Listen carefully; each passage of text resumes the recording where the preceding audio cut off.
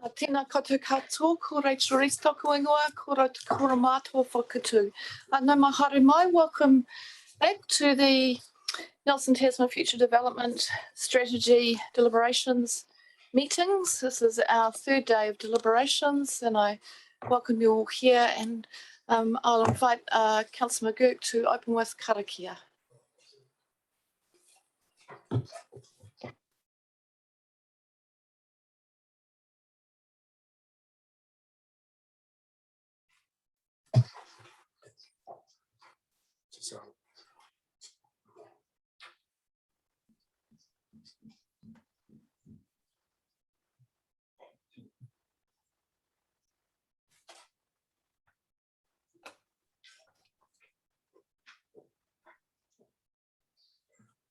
I had one. I'll stick with our council one. Tuia te wato, kui tuaho, tuia te hei tangata, hei karonga te pau, karonga te ao. Humi e, hui e, pai ki e. Kia ora. Kia ora, welcome. We have tēnā koe ana. Kia ora koutou, morena. Morena. Still raining here, so it's still sunny where you are. Oh, it's the same. I think it's hit the country. It's good to see you all. It's nice to see you as well. Well, we've last night we had a updated run sheet sent out, so hopefully everyone's got that. I think that looks like a good plan. The only thing I was wondering is whether we need to finish the looking at the sites as we go through for those that are in and out before we get to those, before we get to the actual resolutions, just in case we make any significant changes. So I thought maybe we should do that, but I do want to get all of this sort of front end done before Councillor McGurk needs to leave at 11. So if we can move at pace, we might be able to get through all of that. I think that might work for us. So we're going to start, but we're going to start this morning with discussions theme 7, which was the proposal for the new community near Tasman, and that's on page number 40 of my agenda. I'm not sure it will be on Diligent. Kia ora, Jackie, you're going to lead off on this topic, I think. Thanks, Mayor. Yes, I will do. So I'll just find the place in the document. Actually,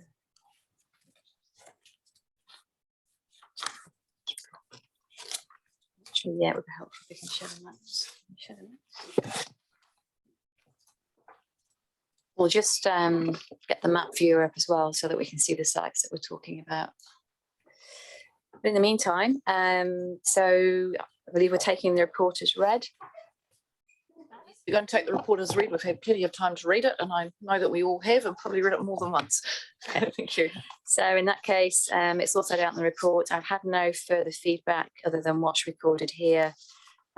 So the officer's recommendation is to exclude all the sites near Tasman Village, which we're just getting on the map now. So you were in the right place actually before. Yep. There we go. T166, 168, 167. And then T136 over in Lower Moutere. They were all in the draft FDS.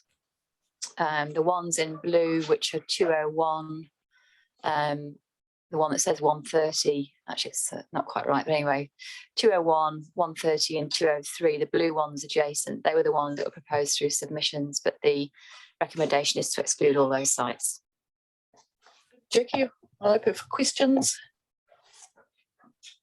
Councillor Bryant. Thank you, Jackie, and generally supportive of what you recommend. And just that there is a current resource consent on some of this area. How long a life does that have to be before it lapses? I'll just check the notes. You just bear with me. It was in one of the. Just bear with me, I'll just find it. It was in the question answers somewhere, I think, but I'll just try and have a look. But basically, it relates to site T166.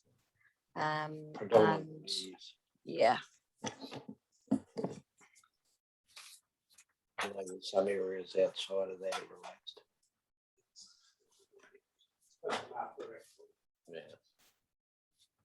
Oh, it's not critical, Jackie. I think it's a little while, probably. Yeah, Well, No, he's already now started in it. part. yeah. So Um, preliminary week. It seems to keep changing hands. I know that the consent has been partially implemented. I just need to try and find the date. Sorry, I'm getting there. Okay.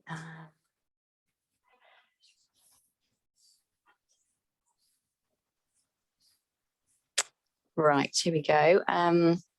So it's a decision RM 150576 issued on the 19th of December 2016, and which lapses 10 years after that. Part of the consent has been implemented on the seaward side of Apollo Road, and it's entirely up to the consent owner whether they implement the rest or apply for new consents instead. Thank you. Councillor Ricker.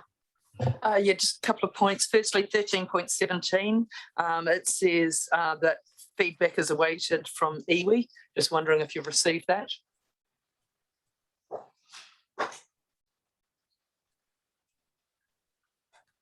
So through the mayor, what that's related to is we sent all the new sites to iwi for feedback. We've heard back from Mana Whenua Kimohua and Te Atiawa, but no other iwi. So we put that in there in case we got further feedback between then and now, but we haven't received any further feedback.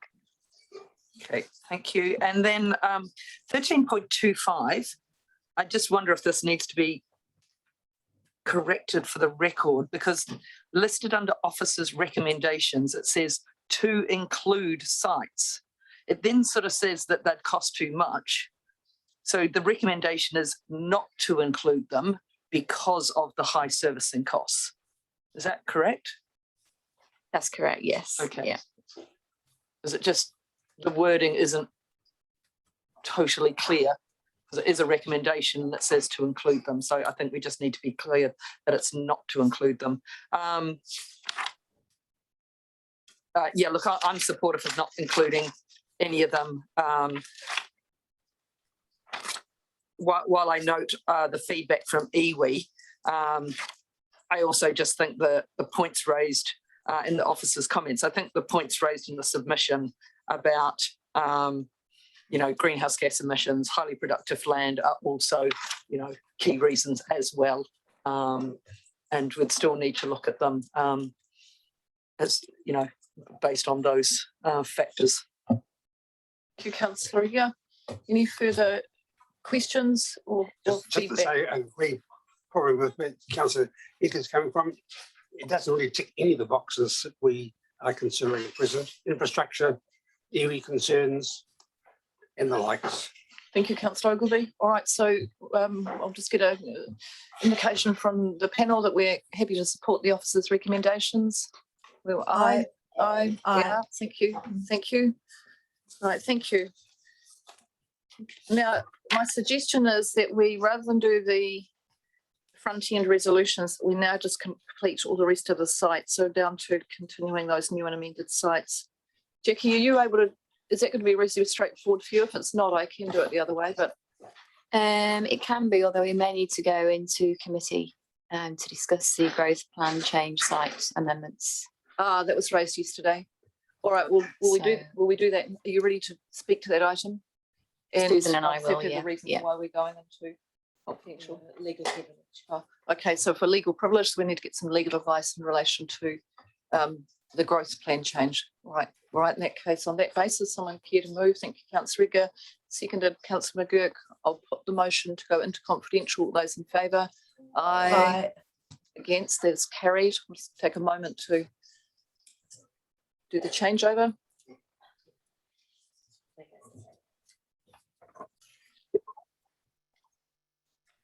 We're now back in public session and we'll continue with the discussion on the new and amended sites. Okay, thanks, Mayor. So yesterday excuse me, we got as far as paragraph 2033 in the officer's report. And according to my notes, we talked about the amendment to site T01 in Jeffreys Road because that was sought by a landowner through submissions. And then paragraph 2033 onwards deals with a number of sites that are being proposed to have the boundaries slightly amended to align with the growth plan change site boundaries. Any questions? Related to these sites?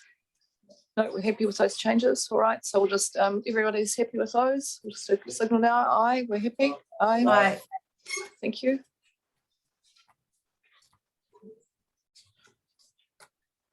All right, moving on to the next sites.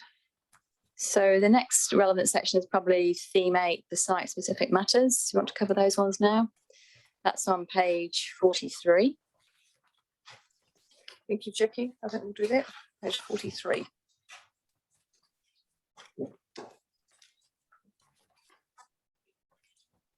Right, I'm first up with some of the Nelson ones.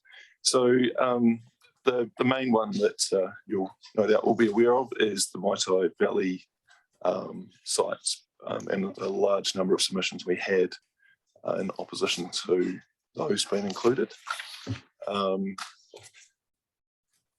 We're just noting that, of course, there's a private plan change that is running in parallel to this process, and that runs essentially independent of this. And I'm not sure when we'll quite know the outcome of that, but that's underway at the moment.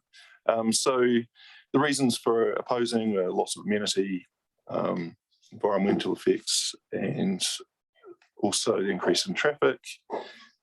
Ultimately, what it comes down to is that we've assessed the capacity, the potential capacity of intensification, and we're short on capacity, so we do need that for those greenfield areas. And the closer they are to the existing urban areas, the better. And this is one of them that scores very well because of its, it's close and mainly from an accessibility point of view, it's particularly good in a similar fashion to the Saxton areas. Thank you. Any questions for Chris or Jackie? Councillor McGurk?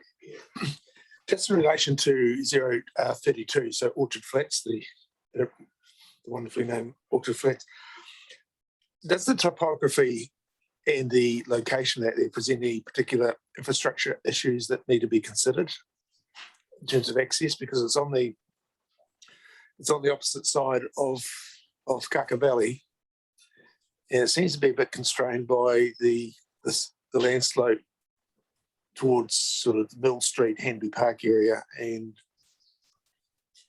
reserve land on the floor of the valley. So there is a gap in the reserve land that would allow access. But yes, it is a challenging site as far as it's reasonably steep, but it was requested back in the 2019 Fds process by landowners, which are Ngāti Koata, and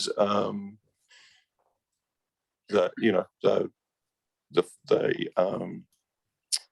feedback we got was on, during that process anyway, was that there was a land development typology that they would be keen on developing, and they saw as feasible. Thank you. Chris, how did that site score? 32. Yes. Oh, hang on a sec. Where was it on the list?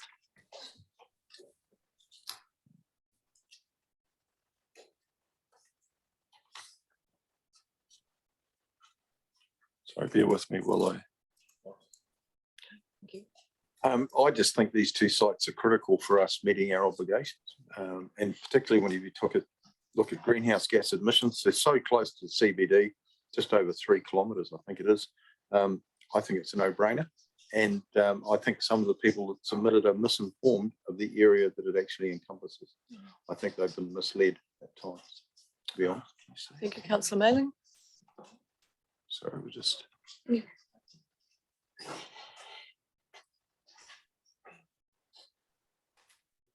So what is rank by total score? Oh, yeah, here we go. 82. So it comes up at an 82nd place, all up out of 209. So Sorry, just couldn't quite hear that, Chris. sorry, it comes up as number 82 out of 209. Okay. All right, okay. Thank you. No further questions? Just Mai Tai, we're just working on the Mai Tai first. Councillor Egan. Yeah, just submitters raised comments about Orchard Flats and the site suitability, in particular low-lying and flood prone. I think they were some of the concerns. I think there's a misunderstanding in that, you know, the term Orchard Flats implies that it's on a flat and there's an orchard, but you know, there's always that challenge with naming sites that, you know, at what's a close what do you call it, landmark that everyone recognises that's going to put people in the general direction, and then from there we're relying on people's ability to read the map and understand the topography from the map. So there's no issues with flooding or. Thank you. I think you might have advised us that that land's currently in forestry. Is that right? Yes, that's correct. Right, thank you. All right, okay. In that case, are we happy with that recommendation? Signal aye. Aye. Aye. Okay, thank you. Moving Aye. on to. Thank you. So the other Nelson related one is we had a submission from Wakatu Incorporated, which they wanted the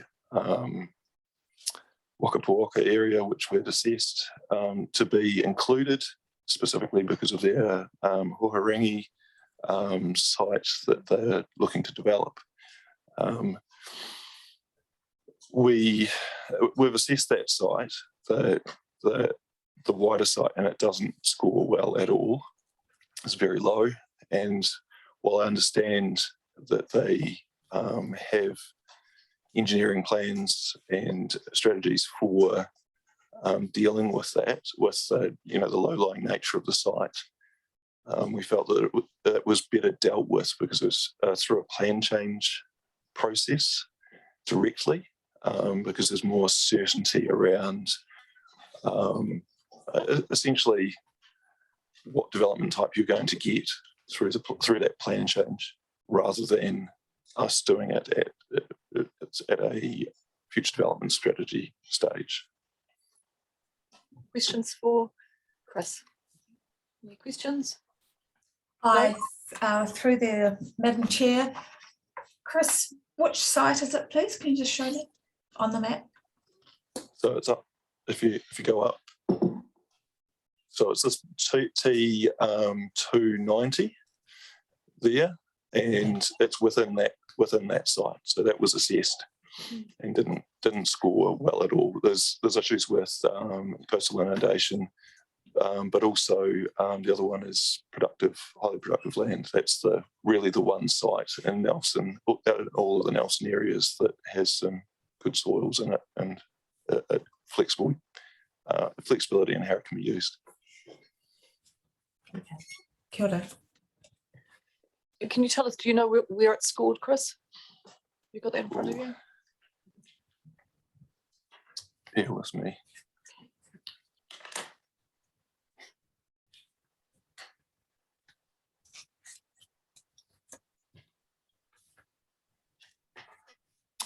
Um, 146th.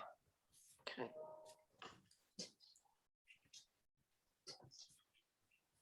Do we have any sites below 146 or above, depending on how you look at it, that you are recommending?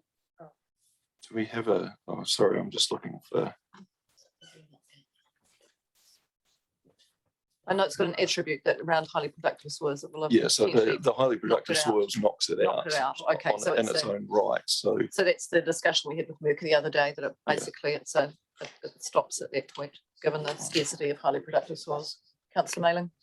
I know this site because I've actually had permission to hunt there in the past, but it's a dairy farm, it's low lying, and within a metre you've got water lying there on a regular basis. So you've got paddocks, and then on the edge of the paddocks you've actually got drains, and they're just full of water all the time. So to me it's really, really low lying. And certainly gets affected by tides because the water table comes up. Plus, as I say, it's currently a dairy farm, a lot of it. Yes, I know. I do know this land very well. I've walked a fair bit of this. There's some change. There's certainly some changes in use of the land over time. It's close to the Cawthron precinct, and where the SPAT, also where we've got a New Zealand SPAT operating as well. So I think essentially, Chris, what you're saying to us is this is one that would need to go through a plan change process because of the particular attributes of the site. I know the submitter was looking at a different type of housing to actually recognise the fact that it is a low-lying site, but it's not, given it's knocked out on highly productive land, I don't think we go any further with this one. That's right. Yeah. Okay, thank you. All right, is everyone any further comments? We're happy with that recommendation, Councillor Ogilvie? No, it's fine then, thank you. Thank you. Right, okay, we'll go aye. We're happy with that one. Aye. Kia ora, aye. Thank you. So onto the Tasman ones, we have the 42 Keegan Road, Tarkaka. We have the light industrial sites in Brightwater and Wakefield on highly productive land. We have also got the fact that we have more sites than we need for demand in Murchison and Tarkaka, and we had 3 landowners opposing inclusion of their site in the draft FDS. Obviously, it's all in the report. I have got Matt Moss here, who's our wetland ecologist, because we had some queries on the Keegan Road site earlier about the wetlands. So, yeah. Kia ora, Matt. Welcome to the deliberations. Any questions? So which we're dealing with T163? That's right. That's a 42 Keegan Road site. Yeah. Right, thank you. Questions, Councillor Bryan? So Matt, would you just be able to give us an indication of the percentage of wetlands on T163 as a percentage of the total area? I might be putting you on the spot here, but just a rough calculate.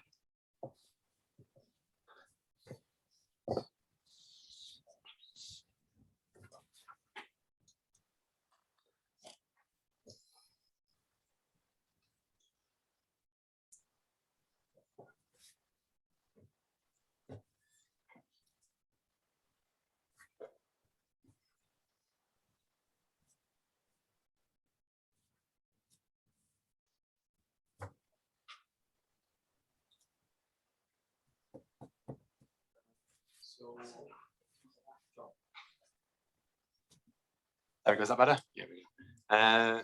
So on that particular plot of land, the only real wetland extent is probably about 10 to 15 in the top northwest edge along the estuary. And there's a small section, yeah, so there, and there's a small section if you go further east, just along the edge of the boundary of the site. So, yeah, a little bit further now. Yeah. Further south, yes, straight here. It's in and amongst this bit here. So actually, I don't think it's that actually in. Kind of in the bush up there. Go on. So if I made a just a yes, it's there. Yes, we still need that bit there.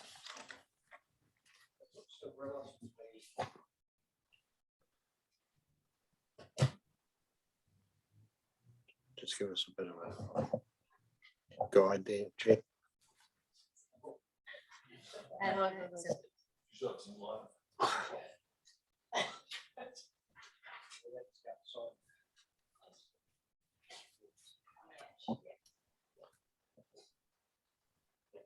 Sorry, I'll go ahead with my follow-up question from me.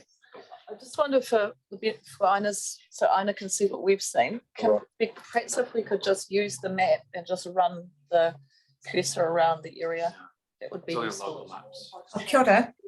Yeah, sorry. Unless we've got an overlay that we can put on.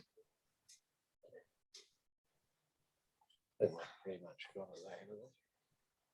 So it's that end of the site. Yep. And the strip along there. So just where the cursor is running now, I know.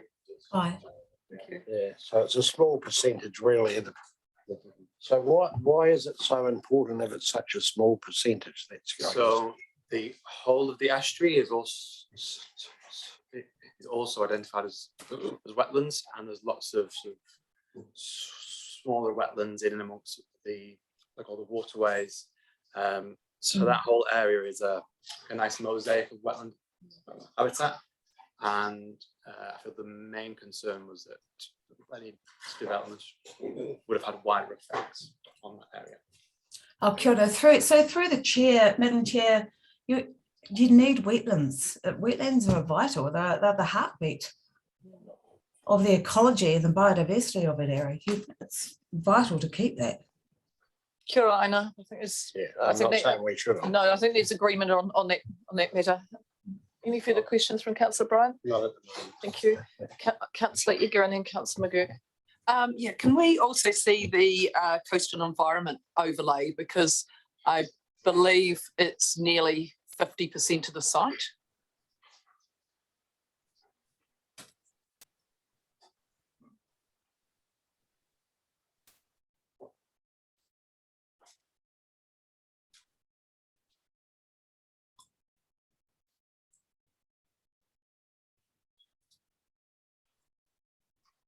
Okay, so we've got both wetland area and 2/5 of the site is in the coastal environment. So I'm just wondering why, so how did it score? Especially with those two key elements taken into account. And, biodiversity values. I'll just check the scoring. The scores with you. So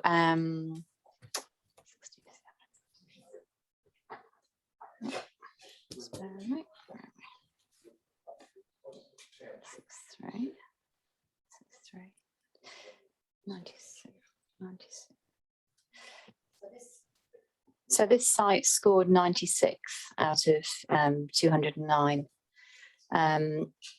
Just a couple of things, if I can just add.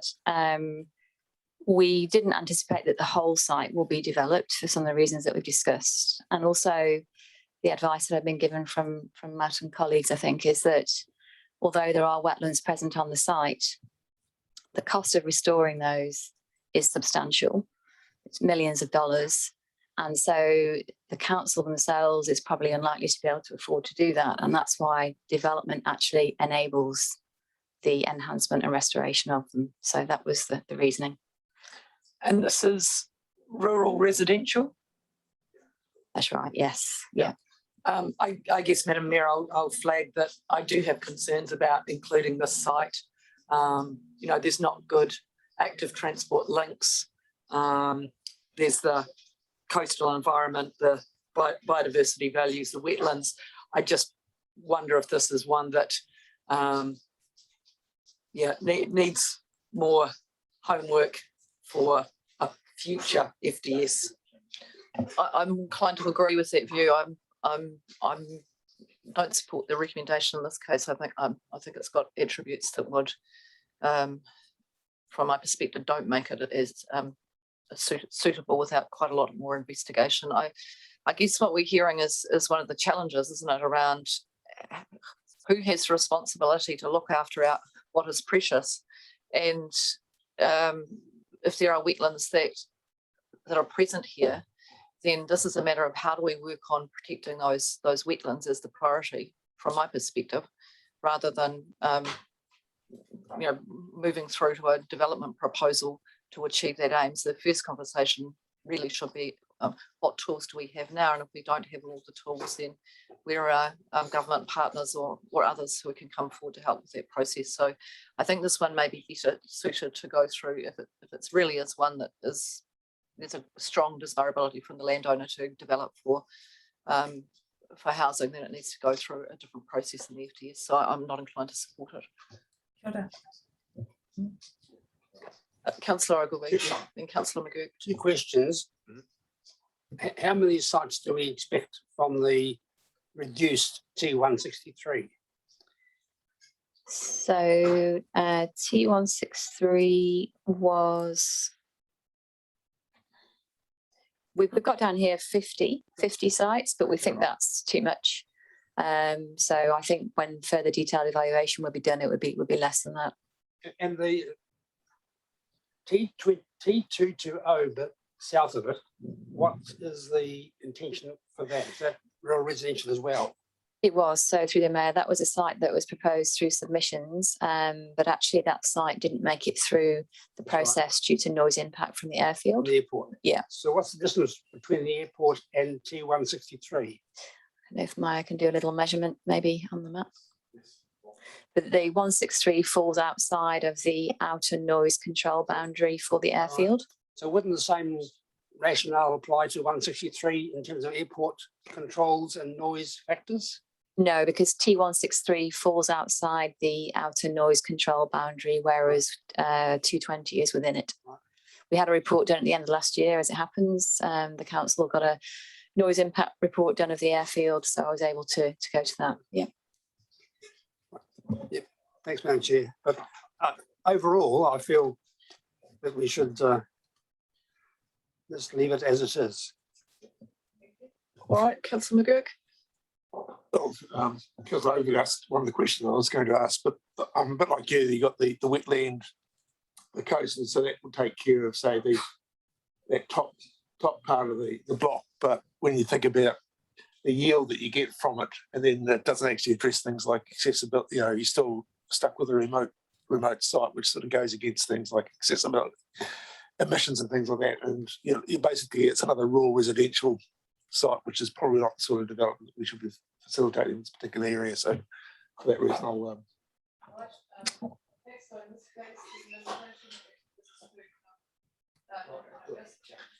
not include, so I'll ask you to confirm that you're not wishing to. Is that aye? Aye.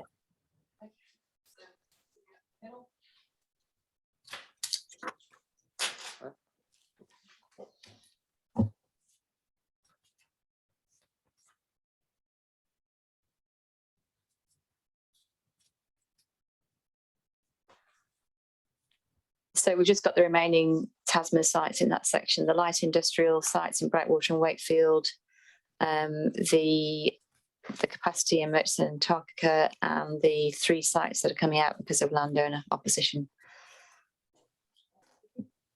Any questions? Do you want to run through those on the map? I know. Do you want us to run through those on the map? Oh, kia ora, Madam Chair. I'm fine, thank you. I'm with you. Right, thank you. Everyone's happy with that? We've got the recommendations, light industrial, the opportunities in rural towns of Murchison and Tarkaka, and the final sites. Okay, thank you. All right, so I'm just moving over there. All right, so what are our recommendations for this? What these ones?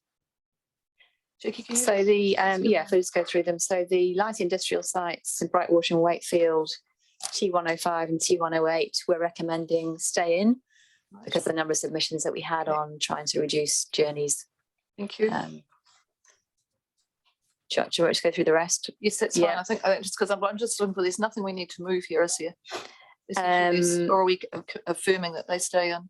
The thing that we do need to, well, we are affirming that they're going to stay in, but probably the most important one is the landowner opposition. So we had site in Tarkaka, T48, which we're recommending comes out because it didn't have landowner support.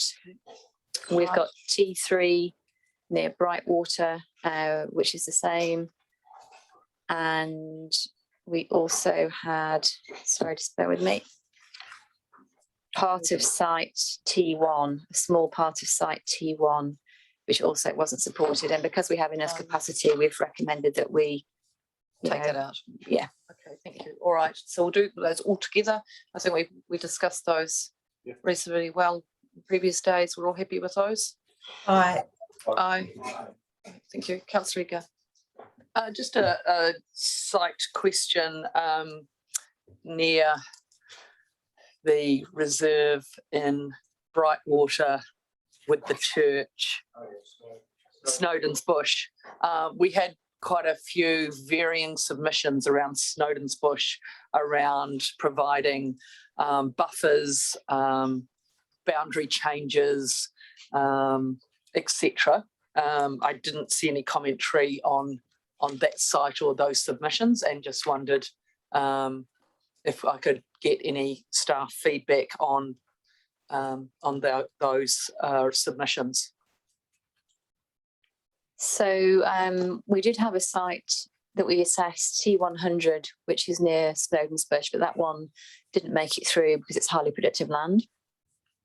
So the next nearest site would be T102, which is in the draft FDS. That's a little bit further away from Snowdon's Bush. And I think we felt that the points that have been raised would be a matter for resource consent applications or rezoning. Okay, thank you.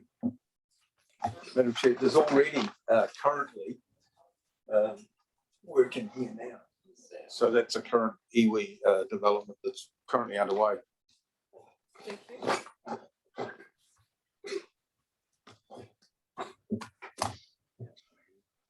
Councillor McGurk. How do they score in terms of highly productive land? The T102 that made it through. Yeah, well, look at T100, T101 and T102. So T100 score was knocked out straight away because it's part of a much bigger block.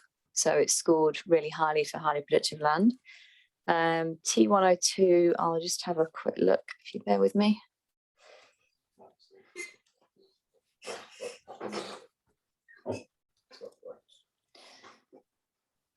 So T102 is also good productive land, but it's scored slightly worse because it's closer to the urban area than T100. T102 is actually also proposed as part of the Māori Infrastructure Acceleration Fund. I'm not too sure where that's actually got to. Yeah. Yeah, for negotiation. I thought it went through to the next stage, the iwi application. Dwayne might know. Was it only the Motueka one?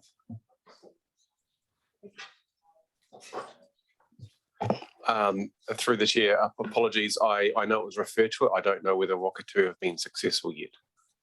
Okay. Thank you. Any further questions? No, happy. It's also flooded. 102 in the past. It's flooded. And that significant flood we had in '86, that area was flooded as well. So my understanding is there has to be some stop bank work or specialist work done in relation to that. Thank you. Yeah, that's correct. Yeah. All right. Okay. All right. Any further items to cover off, Jackie? I don't believe so. No. Got them all now. All right. Right, we'll have a run through as we get to bringing this all together. All right, so that in that case, that's everyone's happy. The panel's happy. We've discussed all of the sites. No. Mapura, have we Oh covered? yes, have we done Mapua?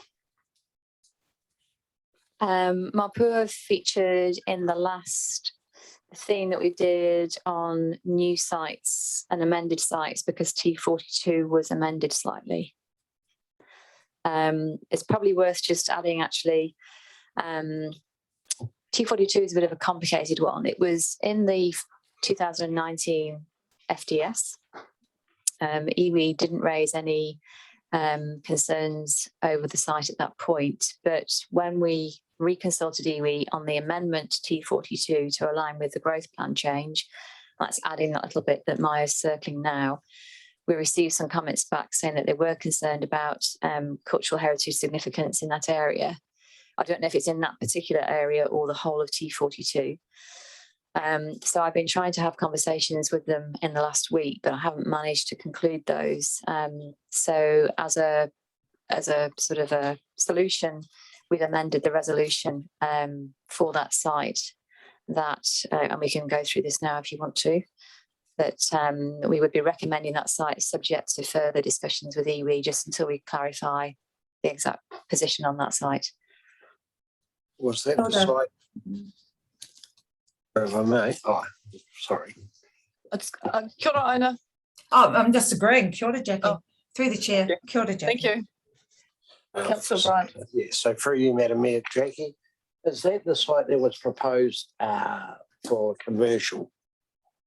No, that was site T125 down there on the, yeah. So T42 used to be the senior land. I believe it's now sold. It's currently zoned rural residential, and staff are proposing it for standard residential housing.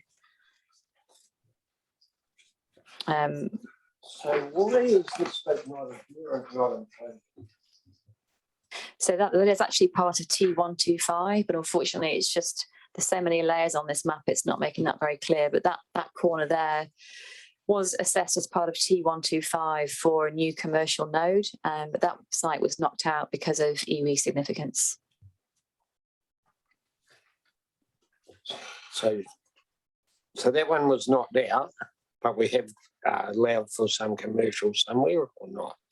No, we haven't, because that was our only, in the last FDS, it was T9 that we were going to have the new commercial node. And then that's now, events have overtaken us and there's housing being consented on there.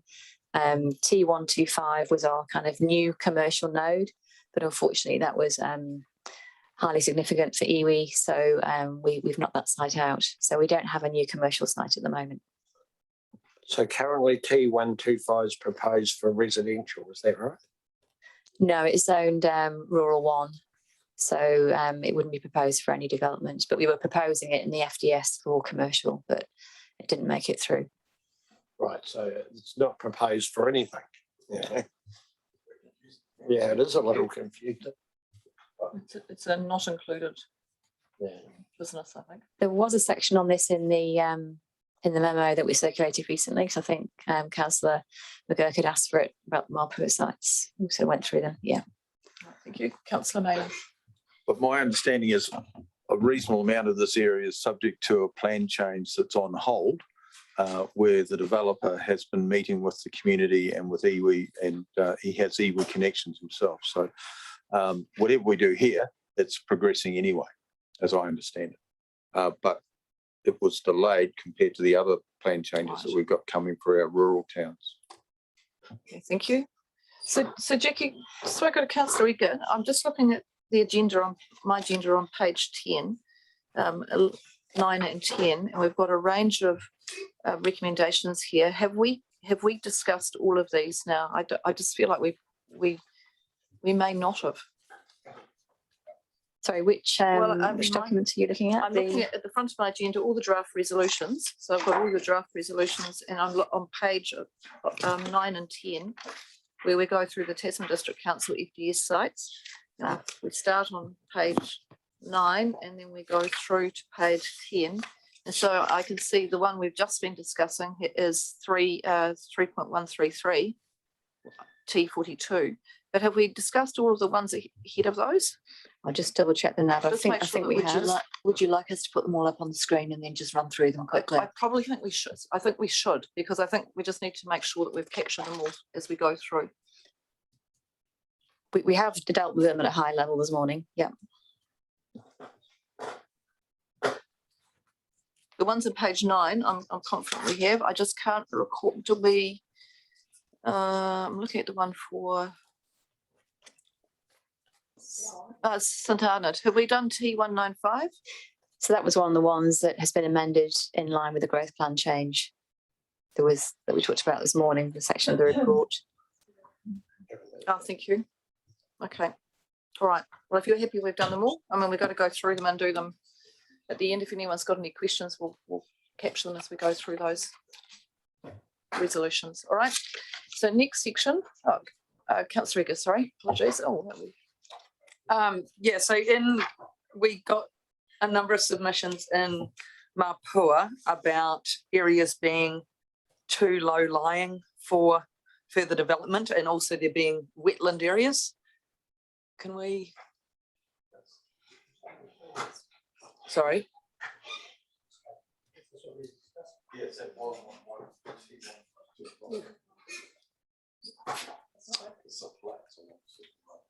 Okay, I couldn't really tell from here. I believe all they It's really wet.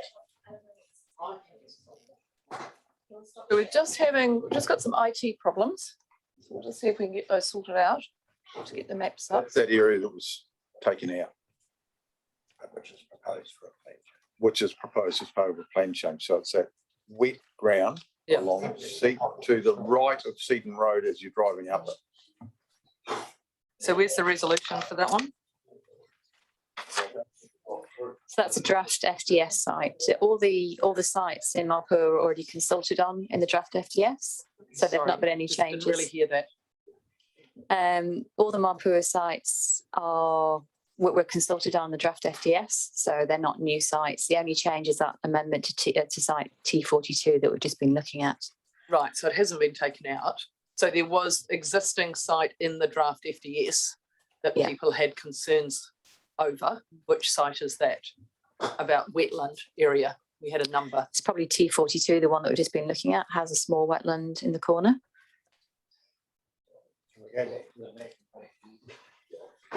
Well, we're just going to try and get the map. Just a moment. It's submission 31636, if that helps.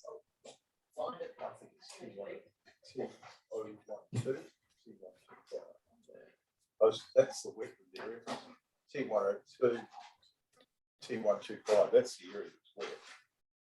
Right, we'll just give Councillor Eager a moment. She's got the submissions there and she will identify, just so we can make sure we've asked all the questions that we need to. So submission 31636, I think.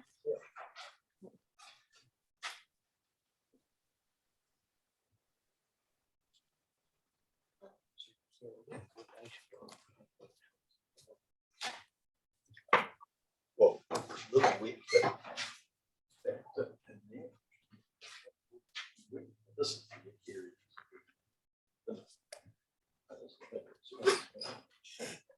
Oh, yeah. But what he's doing is lifting it and draining it and putting it away. While we're waiting, it might just help to clarify that Barry's got his hand up. Barry, are you able to help us?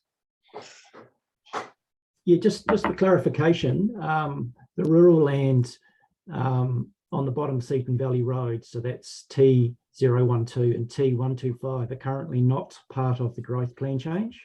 The growth plan change covers T042 and parts of T033. So the area that's grey on your screen isn't currently part of the growth plan change. Thank you. And it's not part of the FDS proposals either. No.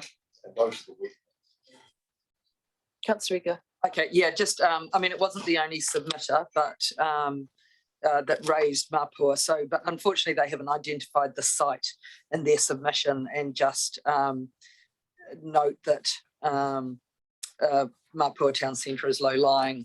And so any, further development is not recommended. Yeah, unfortunately, I didn't write down all the submitted numbers on my questions. So yeah, I just know some submitters raised wetlands area, but that was in the draft, not ones that weren't in the draft. All right. Well, I'll just check with the officers. Are you satisfied that you've adequately reviewed the submissions to capture any feedback that we need to consider today? very much so. The staff have talked extensively when we've assessed these sites, and the hazards resource scientists are confident that a solution can be found. It may be that some of the land has to be built up, but there is a solution. Yeah. Right, excellent. Susan, thank you. Through you, Madam Mayor, the area of T142, of G42 is, as you can see there, it's actually quite hilly. So there isn't actually, wetland area on the on the main part of that site. The wetter areas are down on the lower flats below, and there are maybe some in some of the corners, but the bulk of T042 is actually reasonably hilly, and that's why it's in. And the lower one, T12, is definitely out of the plan. Okay, thank you. That's good. Right, thank you. All right, Councillor McGurk, did you? I'll just Mike. Just as far as T42 goes, it's sort of a south-facing slope. Is there a provision for a margin or something like that at the base of the slope to the wetland? Was that dealt with through a plan change? So through the mayor, yes, it will be dealt with through the rezoning stage. There's actually some proposals that have been put forward for this site, and I believe a plan has been circulated in the Marpur community actually, and it does show quite a bit of detail, but there's no consent issued yet or been applied for. But those are issues that will be sorted out at the rezoning or consent stage. Yeah. Right.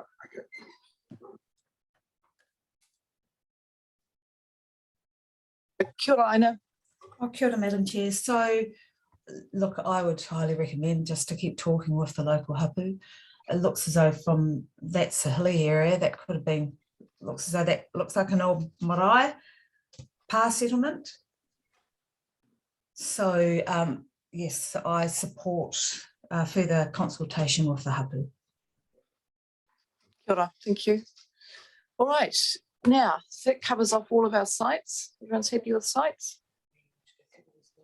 Yes, I do want to start going through the resolutions, but I just want to make sure if we covered, are there any other topics that we need to cover, Jackie or Chris? Well, I just had one of the site, Madam Mayor, and I think it was taken out, was near Marchwood Park and Mochawake. It was a small area. And just looking at the overlay, it looks like it's already been developed for some sort of commercial activity. I just wondered, Yes. where the site of... I know the site you're talking about. It was ruled out because of highly productive land. It looks like it's been used for some commercial activity already, so it's very small site. There are also some issues with that site in terms of proximity to the airfield and height restrictions of buildings, I believe. But the main reason it was ruled out was because of the highly productive land. I can find the notes on that if you'd like. Just need the site number, which I can't remember. Where is it, David? Okay, 209. 209. Yeah. Yeah, that's the one. Yeah. Have a look. Yeah, that's the airfield. Yeah. So, Curtained off. No, we just need to make sure that we're using the microphone so Anna can hear what we're saying. So it was on the productive land, it was significant loss of LUC1 land, scored a 0. However, adjacent to airport and airport buildings and a small parcel could be scored a 1. But whether the site is a 0 or a 1, it's immediately knocked out from the multi-criteria assessment. So that's what happened with that one.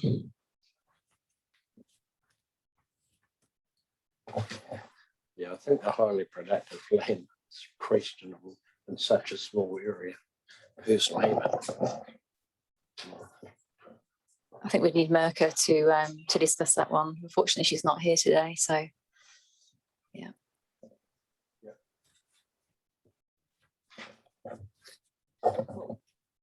Would you like some follow-up, Councillor Bryant, just in terms of that site? Yeah, what was the application? Oh, What was the request for? It was for light industrial. Right. Would that be out of character and out of zone there? So it's currently rural 1 zoned. I've just read out Merca's notes, but and I think she's unlikely to probably change from those, but we can try and seek some clarification if you want. I don't know, it depends how others feel. I guess it is being a commercial area. And very small area, but I guess they don't always do a plan change. Or a resource consent, more likely. It's potentially a resource consent. I think we've been fairly consistent in terms of their highly productive And then lands. just want to question it. Okay, thank you. Thank you. Councillor Ogilvie, do you have anything further? No? Right, thank you. All right, so Jackie, we've covered off all of our topics, have we?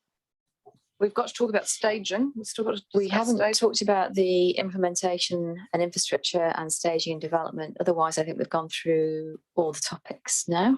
All right, so we've got the option of now. We've got an hour before we're going to lose Councillor McGurk. So would you like to use that hour, and I might mean we have a slightly delayed morning tea break, to go through and get the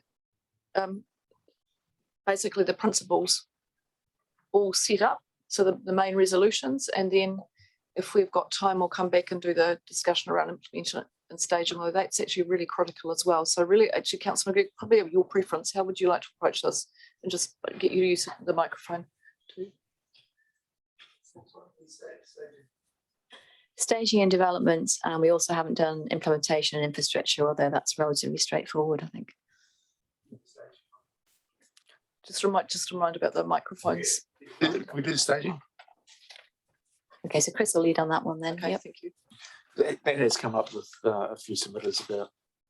Yes, it has. All right, well, let's do the staging now, if we can. Have that discussion and just take us to the page number. So we're on page 51. Thank you. It's theme 10.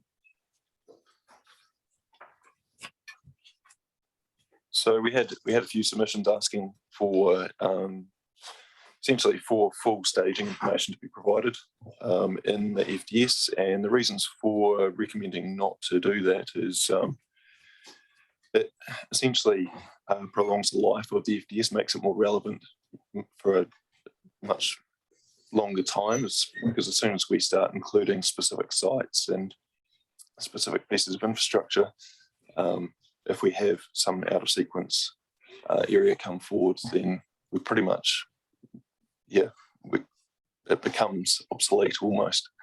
And we have found that to some degree with the 2019 FDS.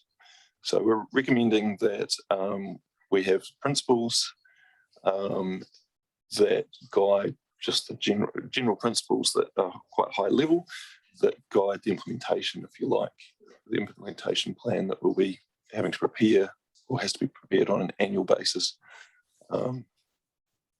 So yeah, that's the recommendation. I will note that it's the office's recommendation in 16.12, so 16.12 should read option 1 be adopted, which is consistent with the recommendation in the Barkers and Associates report. I thought that, and I'm going to have to go and look at that because I had for some reason thought they'd gone 3, include partial staging. I think that was their recommendation. That was just I'm scurrying around looking at papers at the moment. That's what I saw. Yes, I did too. And it was I ticked off as agreeing with the Barker's recommendation. So we just need to double check that, Chris, because I'm sure they were 3. I felt the same way, Madam Chair. Yes, yes. And that supported what was on page 60, is it? 52. Just 52. And your own recommendation. 16.12, Madam Chair. Thank you. so we're just getting the Option 3 be adopted. Yes, so we are. So yes. So Chris, you're getting us, I think, unnecessarily confused. So the office recommendation is option 3, which is partial staging recommendations. no, we're, Are you now? Option 1 is where, sorry, just reading, just let me get their report. Yeah. So this is the one here, is it? That's the one. Yeah.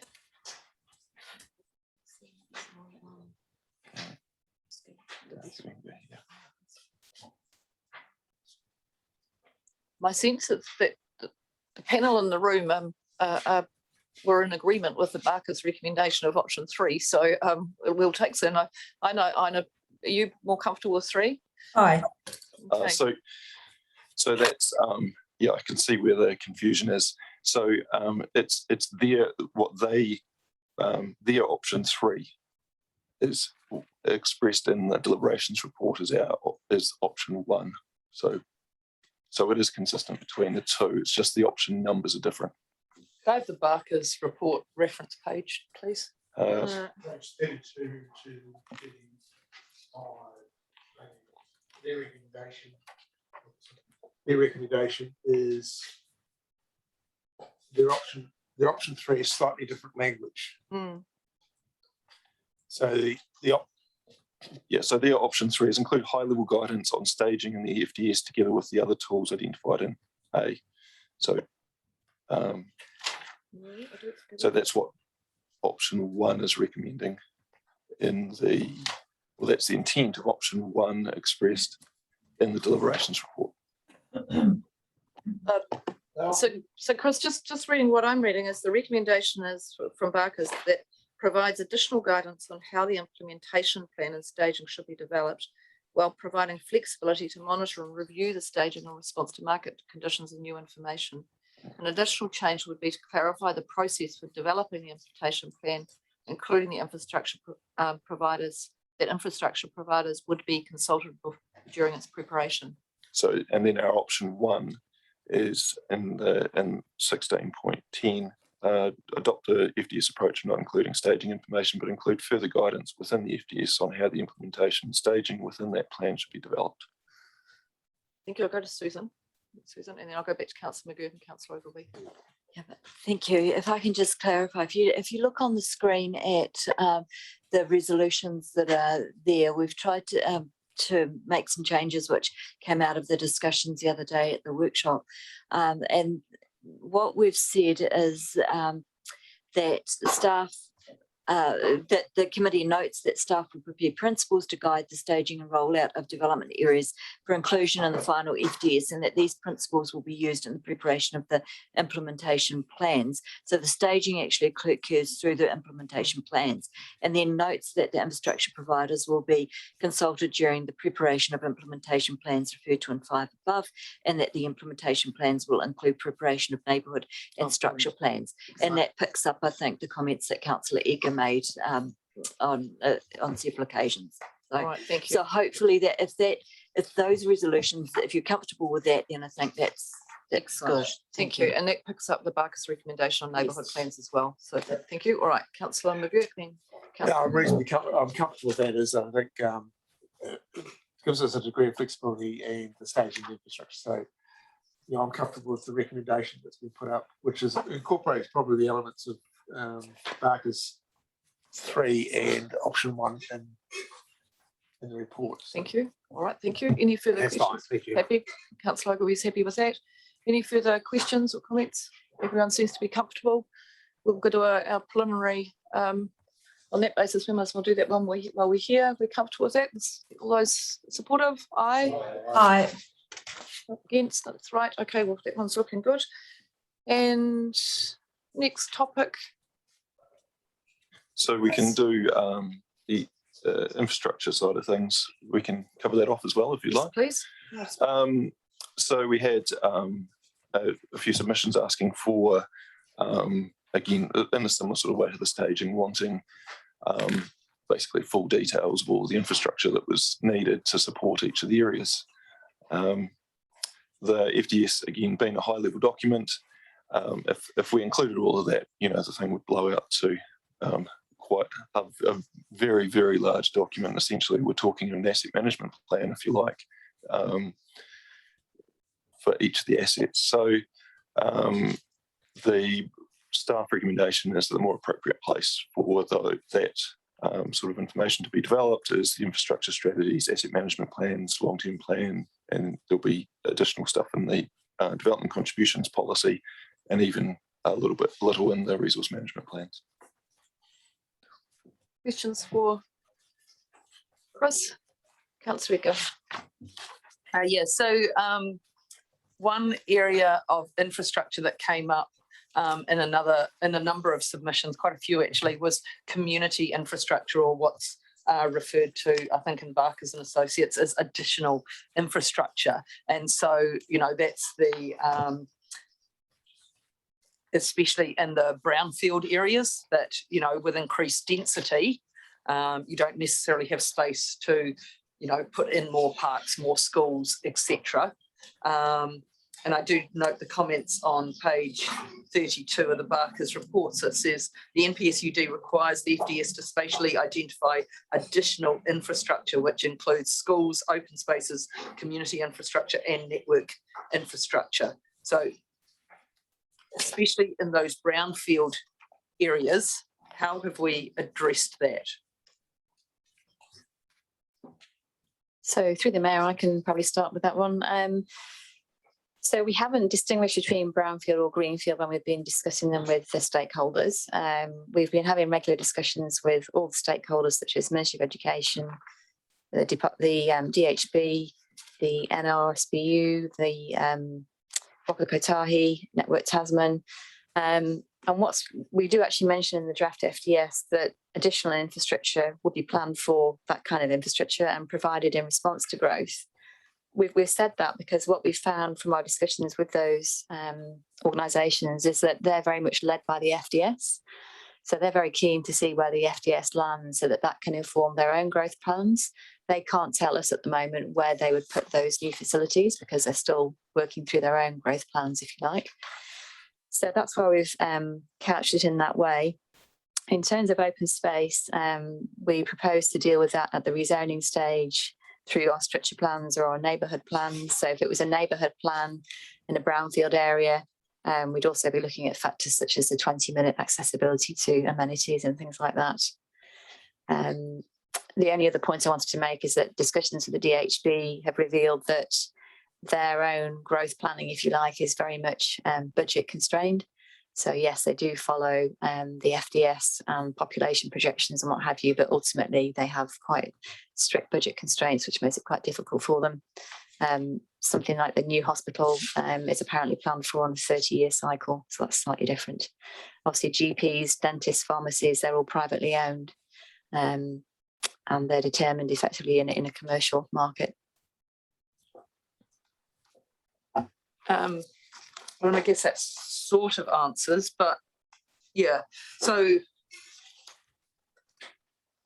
the focus of the submissions, though, was on, you know, parks, playgrounds, amenity, etc., in brownfield areas, and so that's predominantly delivered by council, and you know, because more roads aren't necessarily needed for, you know, intensification, etc. So just how is that to be picked up? Because is every brownfield area then having a neighbourhood plan? That is the plan, to have those. Now, I would note that in Nelson anyway, there's been a change in how we in the levels of service for the brownfield areas, where rather than focus on just the size of the area of land provided, instead there's a budget line that looks at improvements for each of the existing green parks and reserves, so that their capacity, if you like, is improved. Because ultimately it would be counterintuitive to go through and, you know, or counterproductive, go and wipe out houses to provide additional land area for reserves when we're trying to intensify the area. Right. I mean, I guess I feel that it will be important because from memory, could be wrong, but from memory, neighbourhood plans weren't overly discussed in the draft FDS. And so I think it would be important to address, because that amenity level was raised by quite a large number of submitters. And I think it's going to be important for the community to understand that there will be those neighbourhood plans that will look at, you know, such things as, you know, open space, amenity, etc., as part of intensification. Because I think that's where you get a lot of the, for lack of a better word, fear about intensification from people, is it feels like houses only and a poorer lifestyle or quality of life for those people. So I think it's going to be important in the final FDS, even if it's just bullet points as to what neighbourhood plans might be looking at or something like that. I think it is going to be important. Councillor Ego, and I do agree with you. I might come back to that in a moment. Councillor Mayling. Yeah, a comment in response to that. So in Richmond, in our reader area, in the last 6 months, out of our RFCs, we've approved the purchase of some houses to turn into little pocket parks in some of our older areas because of that intensification. So we've already started that process within Richmond. Well, we have got a little bit of money in reserve financial contributions to do that. So, but it's just, it does mean we'll lose a house, but because of the intensification, it makes sense. And they aren't big parks. You know, we're talking 800 square metres. We call them a pocket park. And I think it's really effective. Thank you. Councillor Ego. Nothing further. I'm just going to add that, I mean, because it is important to people to know that if they're going to live in intensified and not necessarily have a backyard for themselves, that they do have, you know, nearby amenities of that nature. It is. So I think it is going to be important. So I just want to tease this out a little bit more, because I have to say this, when I think about some of the submissions that we've had that have come through, this is a very significant issue. And I want to understand what status these neighbourhood plans will have, how long they're going to take to be developed, who's going to be accountable for making sure that how's the rest of the council organisation actually going to respond to these? Because they have been an ongoing issue in terms of developing guidance documents through RM planning processes, and they're often very slow to appear. So what's our implementation approach going to be in relation to neighbourhood plans, and particularly what status are they going to have? So I'll just start, but I noticed that Barry's still on the line. If he's listening, can maybe help. But my understanding is that the timing of them would be similar to a structure plan. So we are, for example, Richmond South at the moment is being proposed at an early stage for rezoning. So we're doing a structure plan to inform that rezoning. So if it was an intensification area, my understanding is that it would be a similar process, that the neighbourhood plan would be informing the plan review, which is, is underway. The only thing I want to add, if I may, is just that our intensification action plans for both councils talked about the creation of greenways in our intensification areas. And so that's something we've been focusing on in Reader as well, where we're actually trying to remove some of the on-street parking. We're trying to make the traffic speed slower by making obstacles in the road, if you like, so it's not as fast, and including planting and trees. And we've been trialling some of that already in the last couple of years in certain parts of Reader. So that's another aspect that we're implementing as well. Thank you. And what's Nelson been doing in terms of that implementation plan, Chris? Well, we've had a similar sort of thing with the neighbourhood streets. I can't remember the exact term for them. Funded by Wakata Kotahi. Streets for people. Streets for people, yeah. So they're essentially trials to see what's working, what's going to work, and what's not going to work. And with some further work down the way to look at, what aspects will become permanent. So I guess I'm still coming back to sort of the timing. So we're talking similar to a structure plan. It'll come ahead of any plan change process, but what will it do in terms of guiding resource consent processes? Because essentially what we're doing is setting up here, as we've talked about this, potentially the orange light. So for consenting processes, and we had evidence given to us that this is enabling. Will it be an enabling process for resource consent, and it will come into the decision-making process? So where are we going to be with that so guidance? My understanding is that the neighbourhood plan would inform the rules that go in the resource management plan, which in turn informs the resource consents. That's how it will work. All right, so then how is that going to work in relation to Nelson's? So that's why sorry, Chris, you can see why I'm digging into this, because Nelson's got a draft housing plan change just about ready to go, but it doesn't include these plans, and that's been a sticking point all the way through as it's been developed, just to say, where are these plans? Yes, and that's unfortunate, really. because it's not really something we can, in an ideal world, absolutely we would have it be round the other way. But yeah, I'm not entirely sure in relation to our plan change specifically. It's something All I right, probably well, I need to tell you have what, a- I'm going to want some advice today from Yeah. Nelson City Council about what it's going to do here. So I don't know if Yeah. you're able to help with that. something would probably need to go back to Claire with, I think you or might, Maxine. Yeah. because it is, obviously we've got some recommendations in there, but I really want to understand how that's going to work. It was a major theme that came through the submissions, and we have to sort that out. Everyone's with the panel is nodding in the room, so thank you. Okay. Councillor Eager. Yeah, it's just a slight aside, but a related point that I did sort of email through.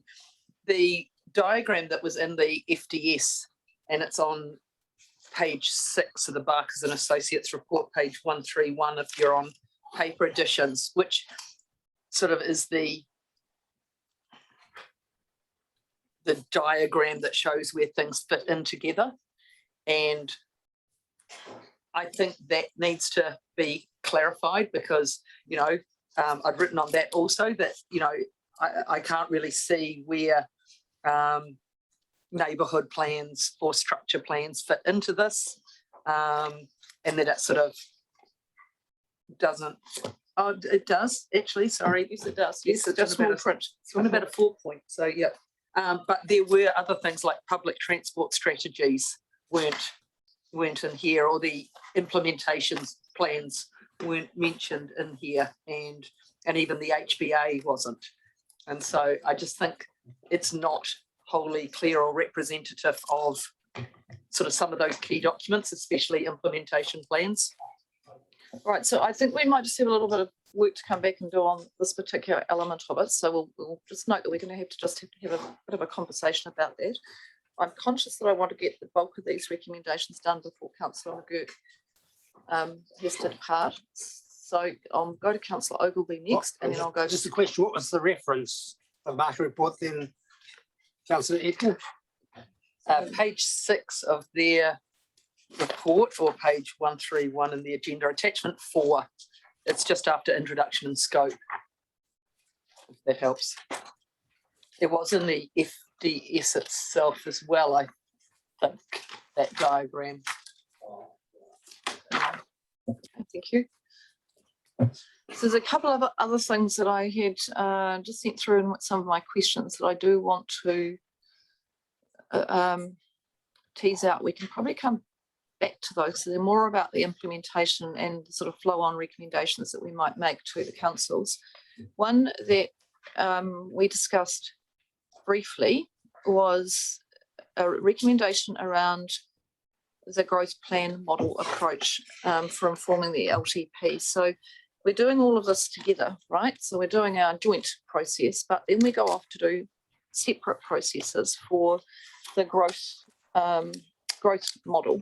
And what I was suggesting is that really we need to ideally have one, and it seems that Tasman's is reasonably advanced. And I'm wondering whether we need to have a consistent approach. Your answer was that the work's underway currently to understand the scope of the work needed to fully align the growth models. The key issue being right now resourcing and costs. But I think the principle of they should be aligned, if not the same model. We shouldn't be operating off different systems. It seems would be the right outcome. I just want to get some commentary from the officers. So we have done some initial analysis of exactly that, and what we've found is that we are very aligned as far as the assumptions we're making and the inputs we're putting into our model, and what we're getting out is very similar, or as close as you can get, given that it's a model. So there's always going to be some variability there, but it's remarkably close. It's really just the method of how we get there. We use a slightly different tool. Where we can definitely go and have some more closer alignment is the population projections up front, and we're certainly proposing to do exactly that. We have a proposal from someone suggesting that they'll do that for us. Yeah. Yes, because I think Dr. Natalie Jackson does Tasman's, is that right? I think you use.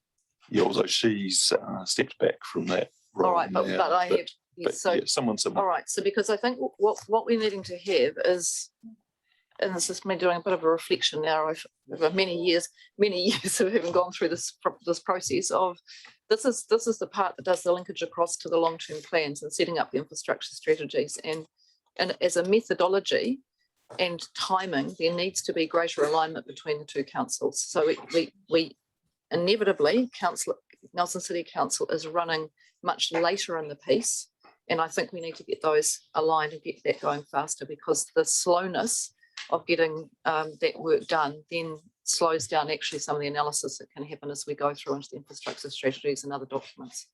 Yep. So that definitely is the plan to do those population projections jointly, have one provider provide them for the region overall and us each of us separately, so they're consistent.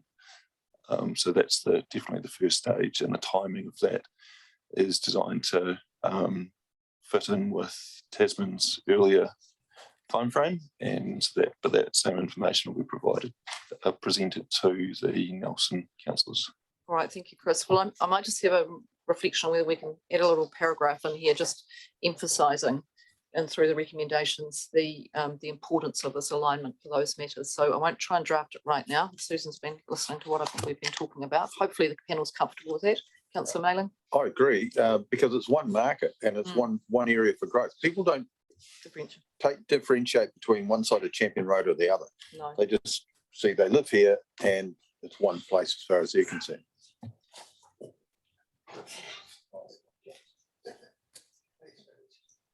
All right, how would we like to start the recommendations now? You ready to go? Okay, all right, so we're going to have to get a little bit organised. Councillor Eager? One little minor point, just picking up in the infrastructure section. It was just that in response to one of my questions, it said potential to include a separated public transport map in the infrastructure section of the FDS and additional supporting text, because a lot of people didn't seem to, I don't know if we married together the public transport changes, because a lot of people made comment about, well, you know, we'd need better public transport, etc. And so I just thought the final FDS needed to make it a bit more explicit. So in I think the final attachment we got, which was answers to all our questions, staff did write potential to include a separated public transport map in the infrastructure section. So I would like that picked up. All right, thank you. And I think we can note that in the minutes, so that's fine. I don't think we need a resolution on that one. All right, so now I just need to see whether Robin's, are we feeling ready to go through the draft resolutions? Susan and Robin?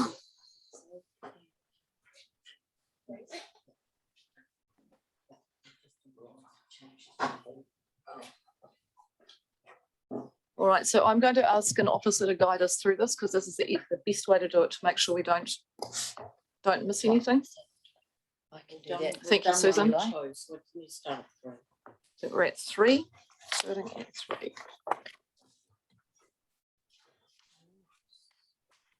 we have. So through you, Madam Chair, we've done numbers 1 and 2. They've already been passed. So we're up to number 3, which is recommends to the Joint Committee of the two councils that the following changes be included in the final FDS, and it instructs officers to amend the relevant documents and incorporate the changes. All right. So we've got each of them are under sections. We can either take each section, like growth projections in housing, land capacity, or we can try and do them as a whole. It's up to you. I'll try them as sections, but we'll see how we go. The first one's a singular. So the first one is 3.1.1, which is to retain the high growth population projection. That's the starting words. Now we'll do in terms of moving and seconding these. If you can we'll just start off, and Councillor Ovey is happy to move. I am. Thank you. Seconded by Councillor McGurk. I'll put the motion. All those in favour? Aye. Against, that's carried. Next section is housing land capacity calculation uptake rate for housing intensification. That is 3.1.2. I have somebody who would care to move the recommendation. Thank you, Councillor Mayling, seconded by Councillor McGurk. I'll put the motion. Aye. All those in favour? Aye. Against? That is carried. Moving on to the FDS outcomes, and this is the replacement of the term outcomes and we've got new wording on the screen, so I just have to keep an eye on the screen. Oh, we've got to go back up. We've done 3.1.2. 3.1.3 is amends the wording. So this is on the screen. Amends the wording in section 7.1, proposed overview of the FDS, to clarify that the rate of intensification assumed is not a target, and that the councils will aim for a greater proportion of growth to be catered for by intensification. Then request staff to add clarification in the final FDS on intensification greenfields, noting that greenfield development will enable intensification in different housing typologies, and these typologies will be differentiated on the maps where applicable, and amends the table in section 16.3 of the FDS implementation. What we will do to clarify that the quarterly monitoring annual reports will involve monitoring of the update of the rate of intensification. So that's the whole suite in relation to that section. So we've done 3.12. Now with Councillor Mayling and Councillor McGurk, you're happy to move 3.13 through 3.15. Yes, that's been confirmed. I'll now put that. All those in favour? Aye. Aye. Against? That's carried. Oh, yes, thank you. Thank you. You've all worked out, you've got the table document, and I'm busy trying to manage off the screen. So I've now got my table document. All right, excellent. Thank you. Susan. If I can just make a comment, everything in yellow are the changes that have been made as a result of the discussions we've had over the last few days. There's a couple that you'll see that are in green, and they're the ones that we've just added as a result of today. So when you see something green, you won't have that on your copy that you were given this morning. It'll be on the screen, so we'll just keep an eye on both.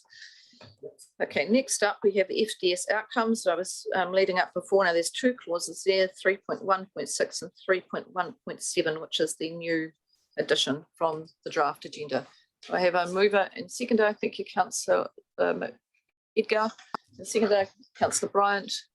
Any questions, debate? Then I'll put the motion. All those in favour? Aye. Aye. Against? Carried. Thank you. Next section is the multi-criteria analysis framework, and that is on its own, I think. It's one at 3.18. We have a mover. Thank you, Councillor Ogilvie. I'm happy to second that. Any questions or debate? I'll put the motion. All those in favour? Aye. Aye. Against? Carried. Thank you. Greenhouse gas emissions reduction is the next item. And I can't see any changes from the, oh yes, there are some changes, right? So that is, oh, sorry. It does, so we've got quite a bit. All right, 319 through 3113. I'll get rid of the document. So just through you, we've amended 3110 and 3112 to pick up the fact that we've got the new advice from Drew through. So thank you. Right, do we have a mover for 319? Thank you, Councillor Mayling. Thank you, Councillor McGurk. Questions or debate? Just a quick question. After the word Motueka on 3.1.11, do we need the next 4 or 5 words? Susan, Jackie? Sorry, can you repeat that? I didn't hear. oh, I can deal with it. It's okay. 3.1.11, do we need the words after Motueka and to meet the needs of Tasman rural towns? Yeah, through you, that's to pick up the growth plan changes for those little rural towns that for Murchison and Takaka and Tapawera. So they are needed. That's right. That's referring to the rural Tasman sites. Yeah. Thank you. All right, so the advices that are needed. Question, Councillor Edgar? Yeah, sorry, I'm just trying to get the context of resolution 3.1.13, just starting with the word ensures, because can the joint committee of Nelson and City ensure that the implementation plans are updated annually and closely monitor population, etc. I mean, are they not requiring them to do that, or? We can change it to require. Yeah.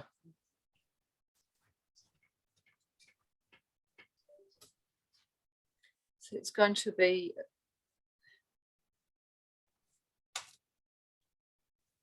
it's recommending to the joint committees that the following changes be included and that it instructs officers to amend the relevant documents to incorporate the following changes. So in this case, that is a recommendation.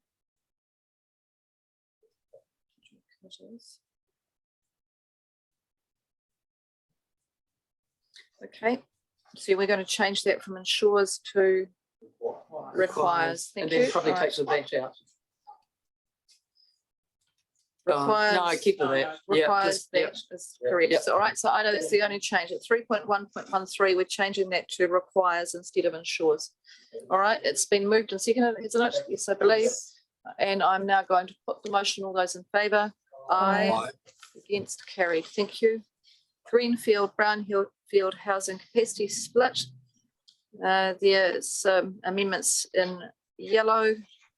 There's no further changes. Someone care to move? 3.1.14. Thank you, Councillor Edgar. Yeah, sorry, just a question, because 12.22 have two different sections, 12.22.1 and 12.22.2. And 12.22.2 is just putting, as it says, or put in another way. So are we going to include both? Is that what's being said there? Well, Just Jackie, through the thank you. mayor, I think that's the intention, yes. I think Barker and Associates are now recommending that we present their latest split, which has slightly changed the methodology. So I think it's probably safer to include both of them so that people can follow and understand what we've done. Yeah, so All right, we can do so that. in that case, we would amend in the sections, we'll change that to 22.21 and 12.222.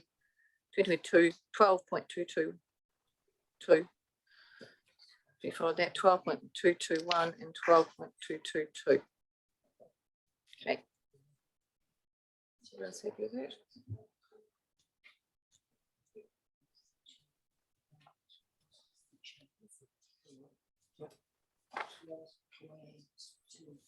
Two.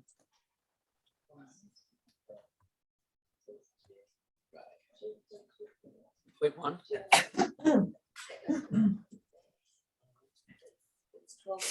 22.1 And 12.22.2.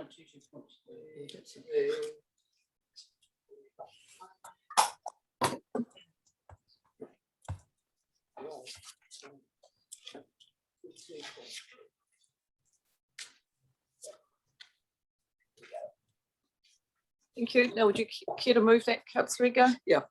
Oh, it's already been moved. Councillor Mailing's moved. You happy to second? Thank you. All right. No further questions or debate. I'll put the motion. All those in favour?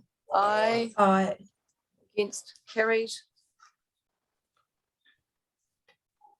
I just will make sure we are all in the room, making sure we're all voting. So I know it's a pain to turn your microphones on and off, but it actually is probably for the record important we do that.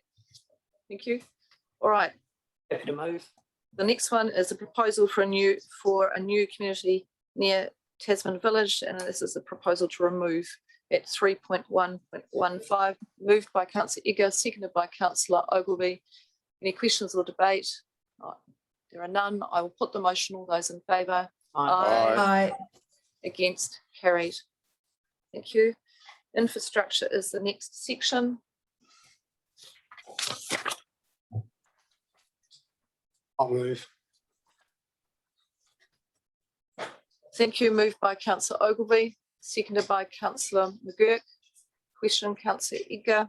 Yeah, well, we were going to come Yep, back we to the other infrastructure, as it's called, which may be an additional resolution at the end versus this one, because this is more about the staging, infrastructure staging rather than infrastructure itself. It's just I don't see that there's any other infrastructure section, which is why I've Right. raised it now. All right, thank you. And we may catch that. We will take a break. And Councillor McGurk, I'm sure will be happy for it to leave us to do any of those consequential ones at the end. Okay. Yeah. Because I don't want to.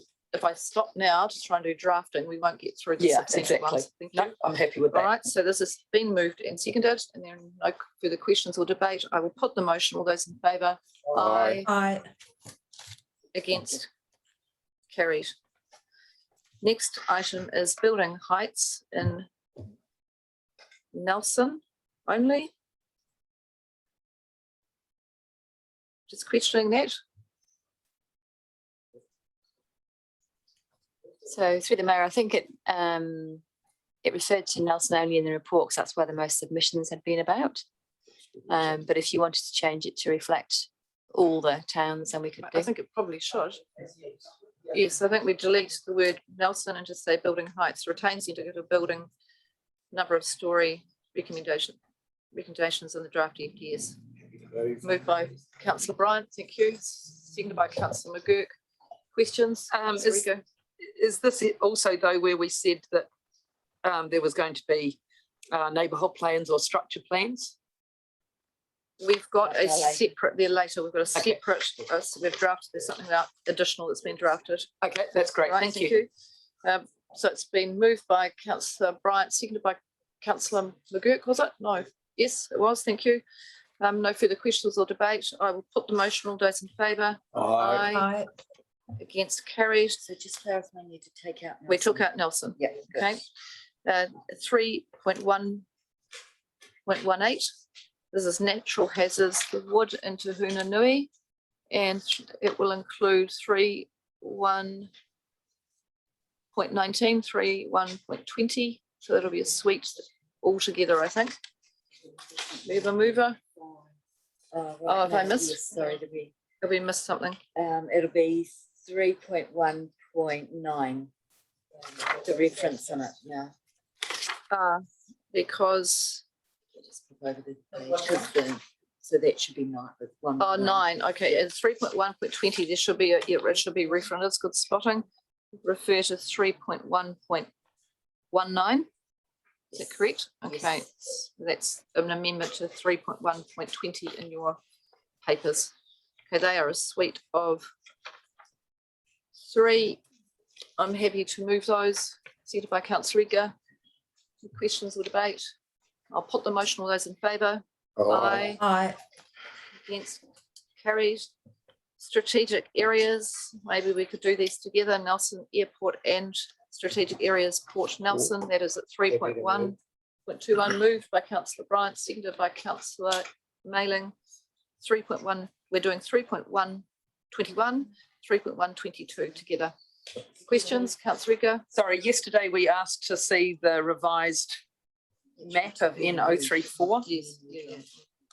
Just wondering if we have that to see. I have something that I can put up on the screen. Thank you. And we'll just note, while Chris is doing that, that we should on at 3.1.21, rather than Tahuna, it should say Tahuna Nui Drive West.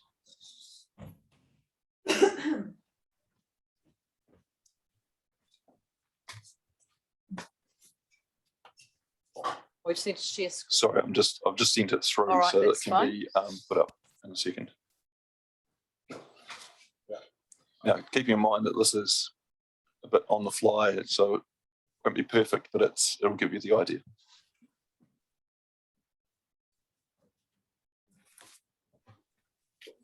Did it go to Gabby?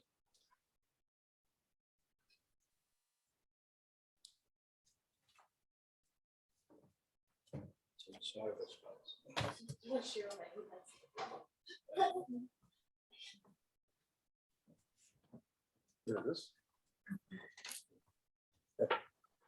Right, thank you. Yeah, that gives you an idea. Yep. You happy with that? Thank you. Yep. Right, thank you. In that case, it has been moved and seconded, I believe. And we will now put the motion. All those in favour? Aye. Aye. Against? Carried. Thank you. Now moving on to the Nelson City Council FDS sites. That is 3.1.23. Now, do I have a mover for the expansion of those sites? Councillor McGurk, thank you. Do I have a seconder? Thank you, Councillor Mailing. I'll put the motion. No questions. Put the motion. All those in favour? Aye. Against, carried. Now we go to the Tasman District Council FDS sites. Now, how would you like to approach these? Because there are a lot more of them. We've had a good conversation about them, so I think we could probably do them all together. If we go from 3.1.24 through to There's a new 3.1.41 at the bottom, which isn't on your, it's a new one as a result of today. You go down to 3.1.41, please. we're going to go to 3.1.41. Or 41, that should be. That's it. That is a new one. The new change, this is the removing of site T163 that we did today. So that captures the Madam lot. Chair, Would you like to do them separately? Or do you no, have not all, but can we remove, if you go back to 3.133, I think it is. 3.133? No. No. Keep going back up here. Yeah, 3.126. 6? Again, after the word mitten height Motueka, there's a need to put the rationale. We don't normally do that. It just seems a bit unusual and not necessary. I'll just ask you. No. I mean, it's, You've given, It's just noted that 3133 and 3137. So that's that one through to that one, a growth plan change one, since she doesn't want to make those resolutions until after she's had a chance to read the report. all right, okay. So we will can come exclude back. those if you want.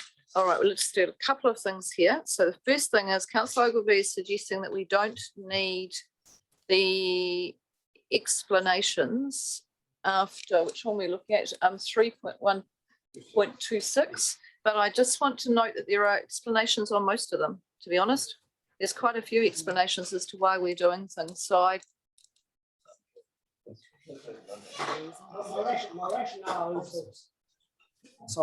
my rationale is that this is a reasonable distance from Motueka, 8 to 10K. And in fact, it'll be pretty much a green light for other areas which are much closer to Motueka for rural residential developments.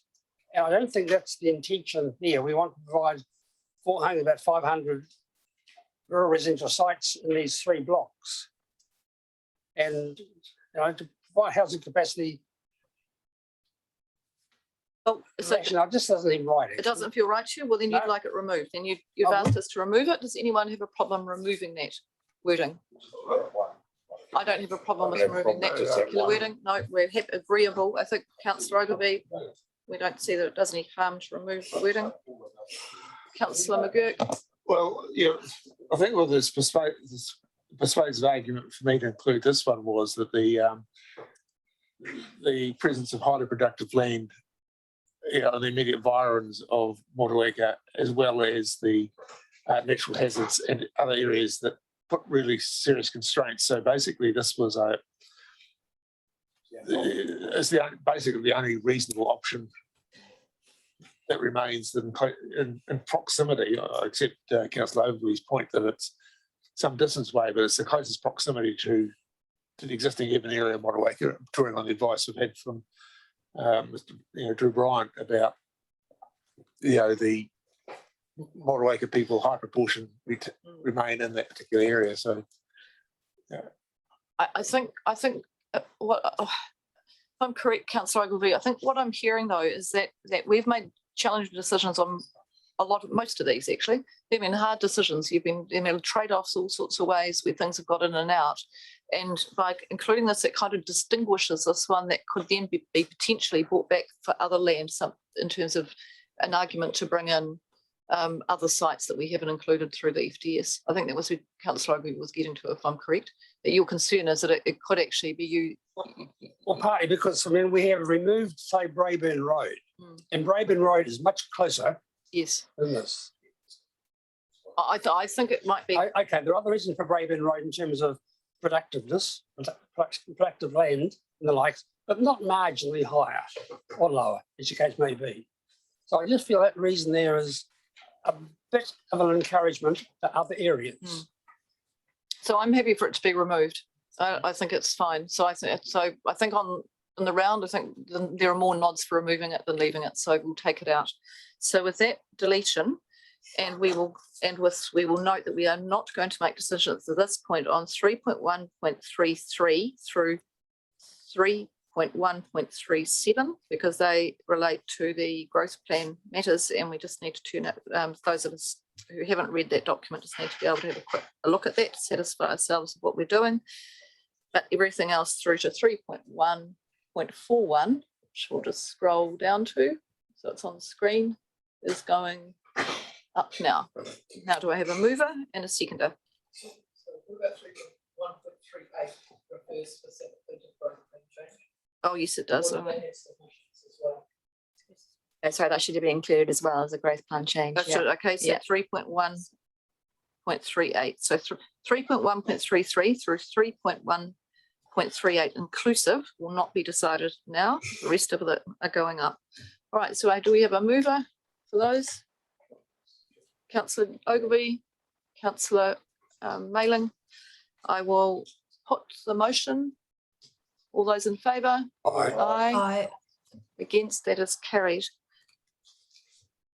Now we are at recommendation 4, which is understanding of the views and preferences of the community and persons affected by decisions.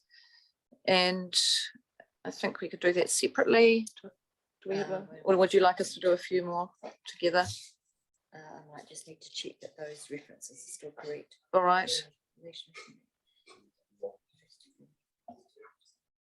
Sorry, Madam Mayor, I don't believe we'd be able to do this one because the references may not be correct. And also because it says we had full understanding on all the resolutions so we'll above, come back to that which one. would include the growth plan ones. Yeah. Clause 4 we'll come back to because we may have to change what's the references embedded in the recommendation, and then we'll just have a.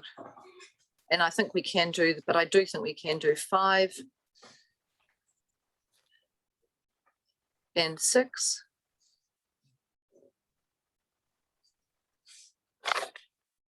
And 7. Was it quite a suite here?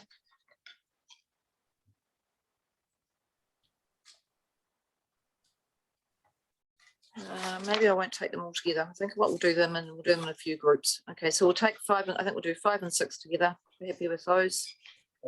Thank you, Councillor Mailing, seconded by Councillor Bryant. I'll put the motion. All those in favour? Aye. Aye. Against, carried. Now 7 is that the deliberations report and attachments provided in response. Let's provide the information we require. Are you happy to do that one now? Councillor Eager, or would you like to leave that one as well? Yeah, we'll leave that one. We'll leave 7, just till we've done that reading, but we can move on to, now we've got the recommendation that the councils explore the use of inclusionary zoning and consider plan provisions that make a range of section sizes mandatory.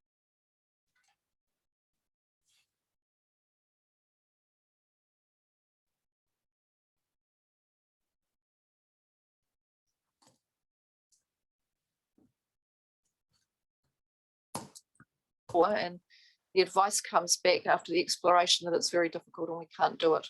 So is there any greater willingness in this case to actually include, to look at inclusionary zoning? One of the reasons it has come back previously, well, we've looked at it, it's very challenging, is because of, unless both councils do this together, it's going to be difficult. It's been one of the reasons, but I'm just from the officers, can we give this a bit more power somehow? I can only update you in respect to Tasman. Staff were directed, well not directed, but staff were encouraged at a recent workshop on the Tasman Environment Plan to explore inclusionary zoning within the urban environment review of that chapter in our resource management plan. So that work is actually underway at our side. Thank you, Councillor Eager. Look, I guess I share your concerns. The result of all recent NCC explorations found that if we didn't do it together as Nelson Tasman, then one would undermine the other. But also previous advice has been that due to appeals and, you know, sort of a lot of, I'll just say litigious processes that have, you know, gone on when other councils have tried inclusionary zoning, that the recommended approach has been to advocate to government to make this part of the changes to the RMA. And so I guess I'm also concerned it will just, you know, could it potentially just waste time and exploration to come back with the same recommendations? Is there some change? Because I'd rather, you know, sort of, I guess, put staff and elected member energy where it might best I'll go come to, to an I'll go to outcome. Jackie. I'm sorry to be hurrying up, but I just know I'm running out I of should have time. mentioned as well that there's a group at the moment of council officers together with Community Housing Aotearoa who are lobbying central government to include it in the RMA form, and I'm on that group, so maybe someone from Nelson could join that group. Oh, and that would be excellent. Right, good I think we avenue. will leave it in because I think there is some value, but we'll just acknowledge that it has been a challenging issue. But really, if we're going to get it in, we have both councils need to do it. Councillor Ogilvie and Councillor McGurk. The word explore is pretty soft, really. Can we not actually put the word require in?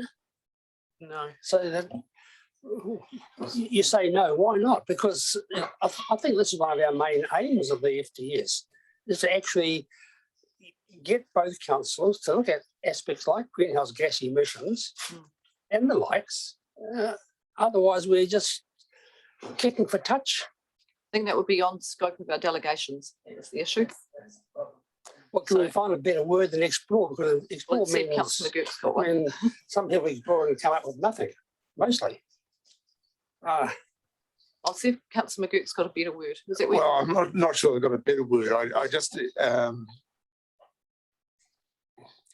well, the work has been done in Nelson. We know what the current situation, but I see this as an evolving space from central government. So it'd be useful to have a refresh look at it, just see what's coming in. So I'm quite comfortable just leave it in. I don't know the word explore, but the absence of a better word. Yeah. This Councillor Eckers. Councillor McGurk and then Councillor Mayling. I just wondered if we could have report back, because then at least we know it's coming back. I don't know. Report back to where? Joint committee. Well, we will. They'll keep it live. Yeah, because then we can also, because if we report back on the use of exclusionary zoning, then we can hear about what we could do or the government lobbying, you know.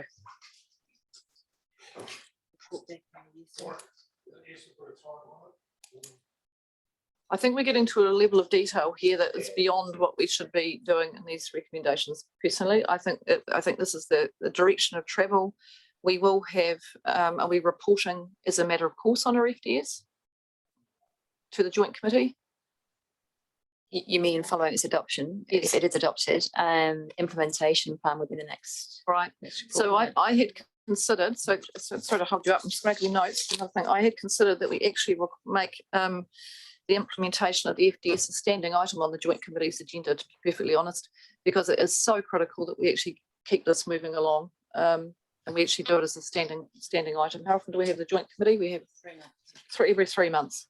It would not be unreasonable just to leave it as a standing item. So we might just add that a bit later on about how we're going to do the reporting process. All right, so can we now, I think we're going to have to leave this as it is. I don't think I can improve it. Councillor Ogilvie, or Councillor Mayling, you were next. My comment was that another district has done this inclusionary housing. So, you know, Queenstown has done it. It's been in place for a while. So the barriers to it might be starting to be removed, but we don't. Maybe people are more litigious in other parts of the district than where I live. But I see that it has happened elsewhere and it has been successful. So I would have thought central government would be picking it up, or there is a model there to actually follow.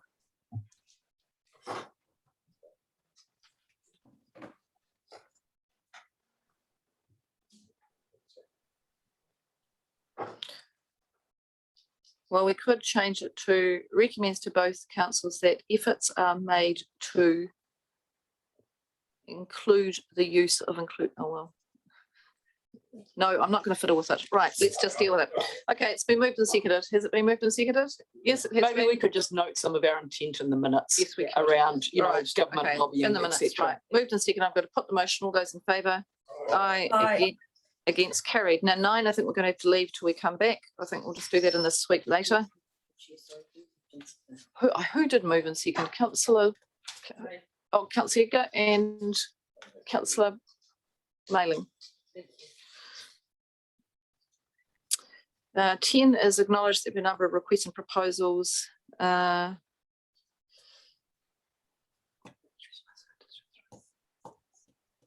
think that's a procedural one that we need to move, which is 10. Thank you. And then we'll go on and we'll do 10 and 11 together. Is that all right?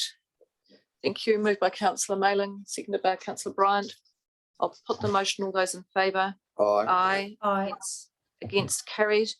And then we have the 12, which is the additional text. Now this is, Susan, can you just give me the background to 12A, A and B, please? Yes, thank you. Through you, Madam Mayor.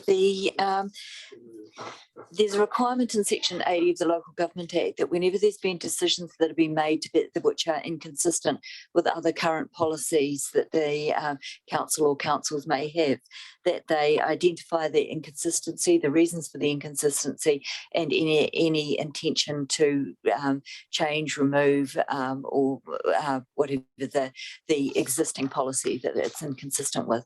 So this is it's a formality resolution really, but it's just so that you make the purpose of it is to really make sure that the councils are aware when they're making decisions which are inconsistent with their current policy. So that's why it's in here. It's a requirement to under the Act to deal with it.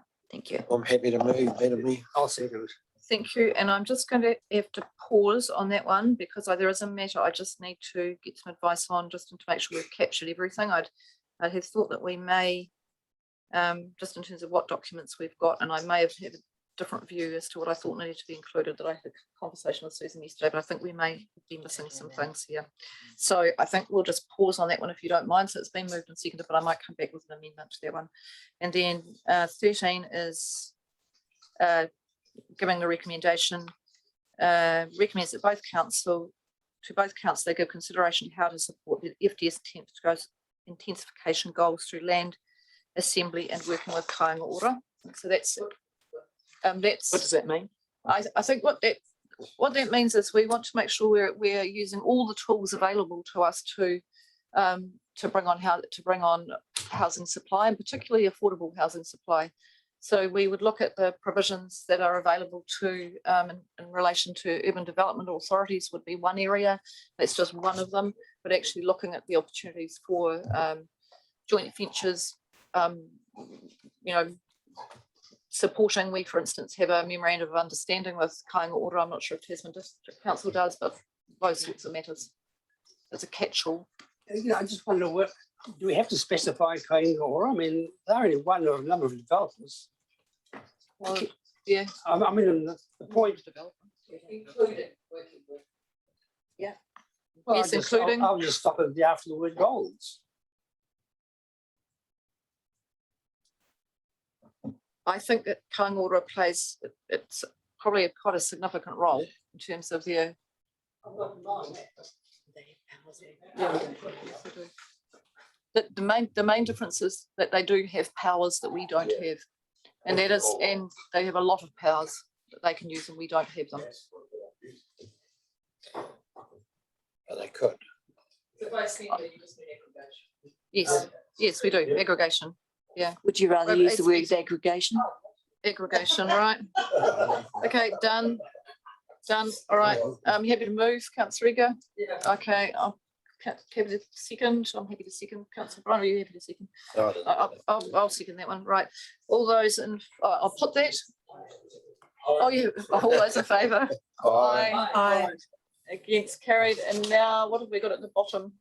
New one, which is recommends to both councils that there is better alignment of their growth strategies in terms of modelling and timing. That's very good. Can you just say align? There's better. There Yeah. Yes, okay, yes, alignment. It's good, thank you. Happy with that? All right, move. so I know, hopefully you can see that on the screen. I can. Okay, I'm with okay. you. Thank you. All right, someone care to move, or Ina, would you care to move that one? Oh, after you. That's fine. Kia ora. Ina will have Ina moving that one, and I've seconded. kept quiet. I'll I just know. support you. Okay, So- thank you. All right. If you prefer not to move, then I can get somebody in the room to do that. Yes, so I felt it was probably more All appropriate. right. Appropriate. Thank you. All right. Moved by Councillor Mailing, seconded by Councillor Eager. I will now put the motion. All those in favour? Aye. I Against, carried. All right. We'll take an adjournment now for. Oh, there's one more. Sorry. Yeah, it's just happening. Oh yes. This is recommends to the Joint Committee that the implementation of the FDS is a standing item on the agenda, their agenda. Yep, its agenda or their agenda, whatever it may be. Yeah. Moved by Councillor McGurk, thank you. Do I second by Councillor Ogilvie? I will put the motion. All those in favour? Aye. Against, carried. All right, thank you. Now we'll stand adjourned. We've got a few to come back and do. Councillor McGurk, we'll let you get on your way. I want to thank you very much for your contribution to this hearing, and drive safely. Drive safely. All right. It's been very wet. So look, I think we will take a 20-minute break. Would that be all right? A 20-minute break. So we'll come back at 11:25 and commence. So 11:30. Let's make it 11:30, a decent break, and then we'll come back. Thank you. 11:30.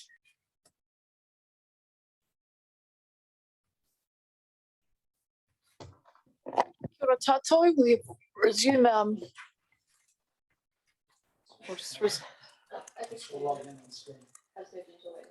We'll just resume our deliberations process. We've had a little bit of a break, and we've got a few things just to complete. One of the ones that we have just held on at the moment are the sites that relate to the growth plan change. And Barry's come down to see us, and that's Barry's project, I think. Is it a fair way to describe it, Barry? It's my team's project. Team's project. So it's Barry's team's project. So I think the approach we're going to take is that he's going to run us through some of the material that went to the workshop, and so we can be informed about the views of the community. I think so we're sharing that on the screen now. Okay, so I'll take you through. Just need a microphone, Barry, because I won't be able to hear you otherwise. Yep, You've sure. got one. Oh, Yep. you have. That's right. Thank you. Sure, I'll briefly take you through a workshop material we took councillors through, TDC councillors through on 12 April, and it includes a summary of community feedback on the different locations in the growth plan change. So I will skip through some of this. So you've got it on the screen there.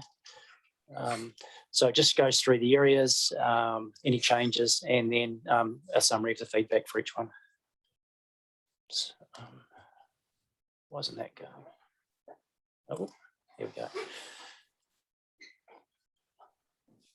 So just in summary, TDC has initiated in early stages of a project to rezone land, primarily land that was identified through the 2019 FDS, but also a number of areas that are currently already zoned for residential development, but we're looking to enable higher densities, so make the best use of that land that's already earmarked for housing. So I'll just skip through some of this. So in terms of feedback, we've talked to landowners, community associations, infrastructure providers, iwi, community, and a number of other people along the way. And what we'll do is I'll just cut straight to the locations. So I'll just skip through this.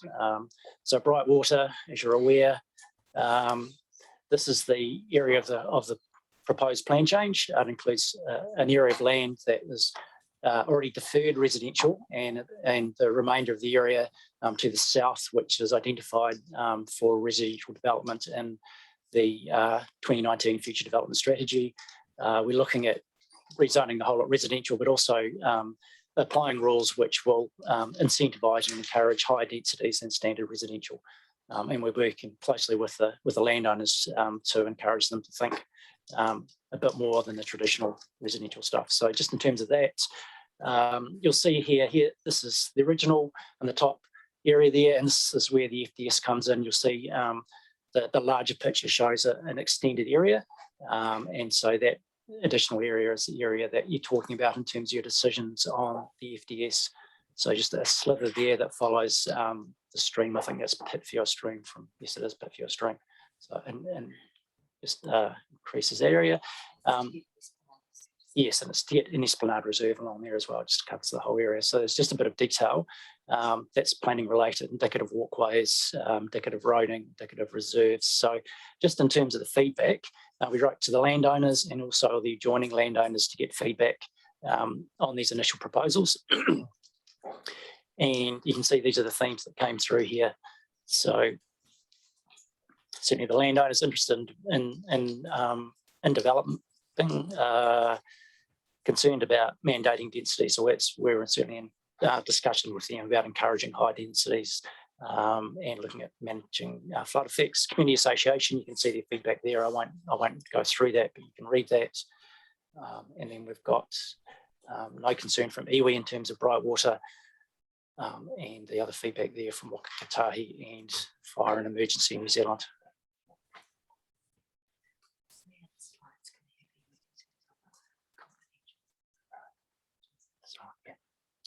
Okay. This one here, we'll skip over that. It's not relevant to the FDS. So Wakefield's the next one that's relevant to the FDS. This was the initial area. As you can see again, the majority of it's already zoned residential or rural residential. And in terms of the plan change, we're looking at, again, enabling high densities of that land that's already earmarked for housing. And there's some new stuff around flood, pardon me, flood modelling, which means we can extend further and closer to the creek with no risk. And you can see here, here's the changes. So the original over here is proposed, and you'll see basically where that arrow is there, that's the area that's come off following community engagement and following discussions with the landowner. That's quite a steep face. And not in keeping with the area if that area there was developed for housing. And I think we'd only be looking at something like five lots on that large chunk. So that's the area there that you're talking about in terms of the FDS coming off. And engagement themes, here's the community feedback that we got from that round of community engagement. And again, you'll see with community concerns about infrastructure, connectivity, protecting trees. There's a number of mature trees there, standard mature trees that the community is quite keen on protecting, flood mitigation, and housing, of course. Housing is a big one as well, housing for Wakefield.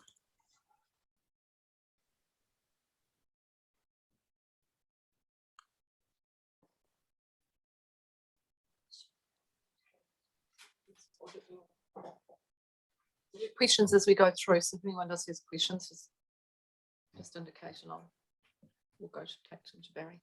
Councillor Ogle. I'm just going to ask a question because although Wakefield and Brightwater you've mentioned, we haven't mentioned either Motueka and Mapua because they've been deferred. But in terms of the question from Jadine and Edgar, Councillor Edgar, should they not be showing up here, Barry, just to let them know where we are, although it has been deferred? I'll get to that during this presentation. Oh, okay, right. Yep. I think you stop. Sorry. So we don't need to talk about this. So Mapua, here we go. So you've heard a lot about Mapua this morning.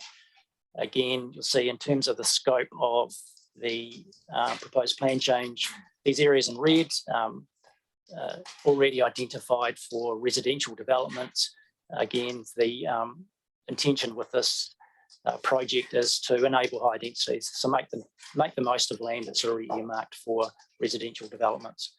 And you'll see, as I mentioned earlier, this flat area in here, the rural one land, the low-lying stuff, isn't currently subject to this project, although noting that the council TDC has earmarked a large chunk of this for playing fields and through an indicative reserve for flood mitigation and stormwater down the foot of the hill there as well. So that was introduced in about 2008 initially, and the plan changed 2012.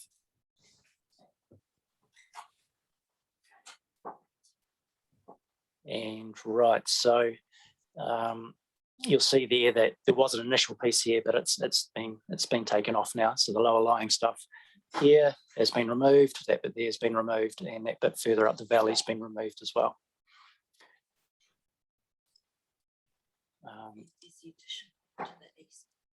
Oh, sorry, yes. Yeah, there is. There's a, hang on, go back there. This bit here, yes, so this bit's been taken off as well. It's been no intention by the landowners to develop, and this area here is a bit that's been included for the purposes of the FDS. There's a bit there in the corner, and you'll see this grey bit is indicative road that's been in the plan since 2012 as well in terms of connectivity. So a lot of feedback from Mapua, understandably. I guess the timing of this as well. So the land has just changed hands. It's been in the same family for well over 100 years. It's been bought by a developer, and so the developer's looking at developing that.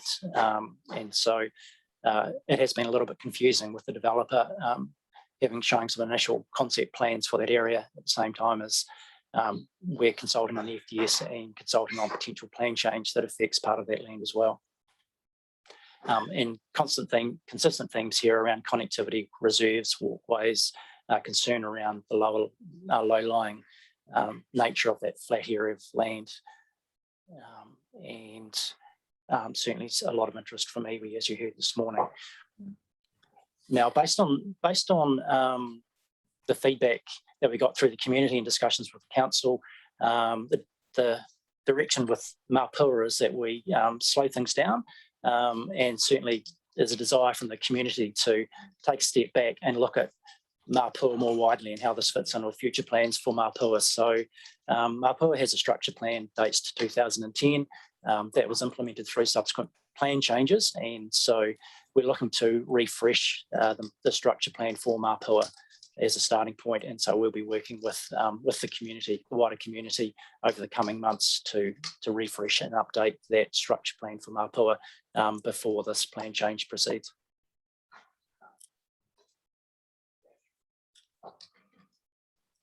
Kia ora, Aina. Kia ora, Madam Chair. A question and a strong suggestion, more to a recommendation actually. There are cultural monitoring reports conducted from the hapu in regards to Mapua. Can you please recall them as you're working with them to further discussions regarding your takiwa? Kia ora. Certainly, yes, and we are working closely with iwi. We've had a cultural assessment done in relation to this plan change already, and there's ongoing discussions with iwi. Yeah, that's really brilliant. So John Cartonet made me aware that he and many other kaumātua tohunga had been a part of the cultural monitoring reports that have been conducted apparently over time, so they are filed within your system somewhere. Can you please bring them to the surface when you are having further discussions regarding this takiwai, please? Certainly. Thank you. Kia ora.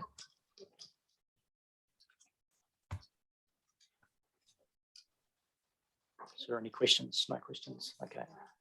Across to Jackie. Can I just add something in addition to Barry's presentation, that as well as the feedback that we've had from the wider community on the growth plan change, the growth plan change team wrote to all the landowners affected, and we have summarised there is sort of also adjoining landowners to the sites, and we have summarised the feedback to that in our officer's report that you've got. On the whole, there's usually support, or there's evenly split support and opposition. The only exception at the moment would be the site in Massey Street in St Arnaud, where we've had 2 responses from landowners just this week, and they're both objecting to the development.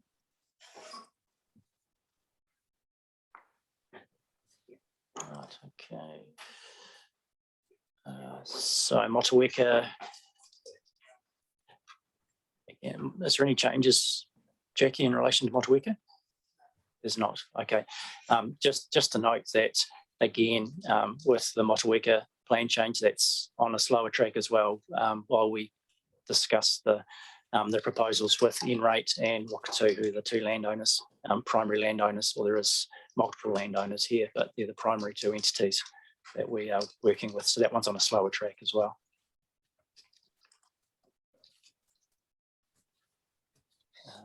Right.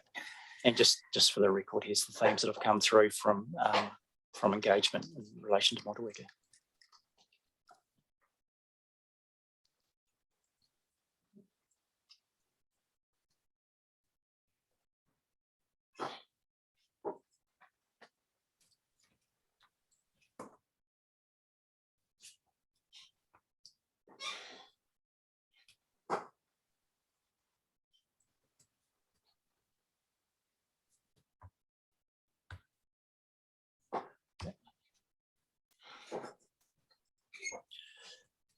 Murchison's one, so Fairfax Street. So again, identifying more land for development here. And again, this is a reduction in scope of locations based on feedback from landowners. You'll see this area in here reduced. The landowners have indicated they're not interested in development, so that one's been reduced. Adjoining landowner, yeah. And we'll reduce the size of this one as well.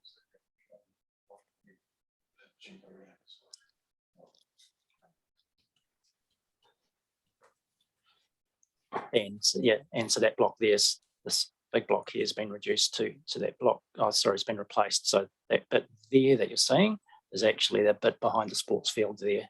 So instead of the large area beside it, it's a smaller chunk in here that's being developed instead. So that's that bit there. And in terms of, do we need to cover this? No, I don't think so. In terms of rural residential, and again, it's engagement themes from Murchison for you to read.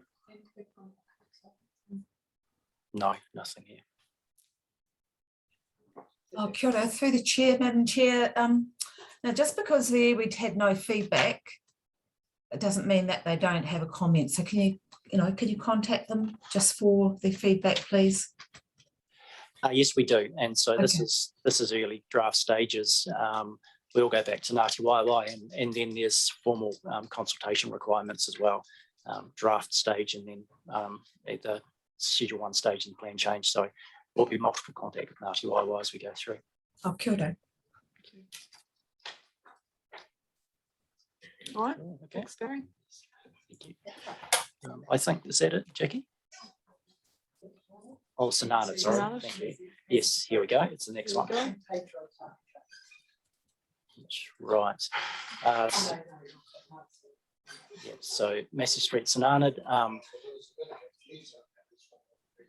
Yes, there was. So initially, it was thought it was the whole block, but what we're talking about is just this section here that you see it's conservation estate at the moment, and the Crown has has given this land back to Ngāti Apa, and they're looking at developing it. Mm. Right, so we had quite some discussion about that during our workshops, I think. So Yes. All right. yeah. Anything further? So that's pretty much it. All right. Yeah. Through the mail, All the right, only thing I would thank you. just clarify is that when we did the resolutions this morning, there's a site in there, Page Road, Tarpaka, that we thought was a growth plan change site. It's not actually. That one was where the landowner wanted to rotate their site by about 90 degrees. That was a change to that one. That wasn't a growth plan change one. Thank you, Jackie. All right, that's good. That's good. Thank you, Barry. That was very helpful.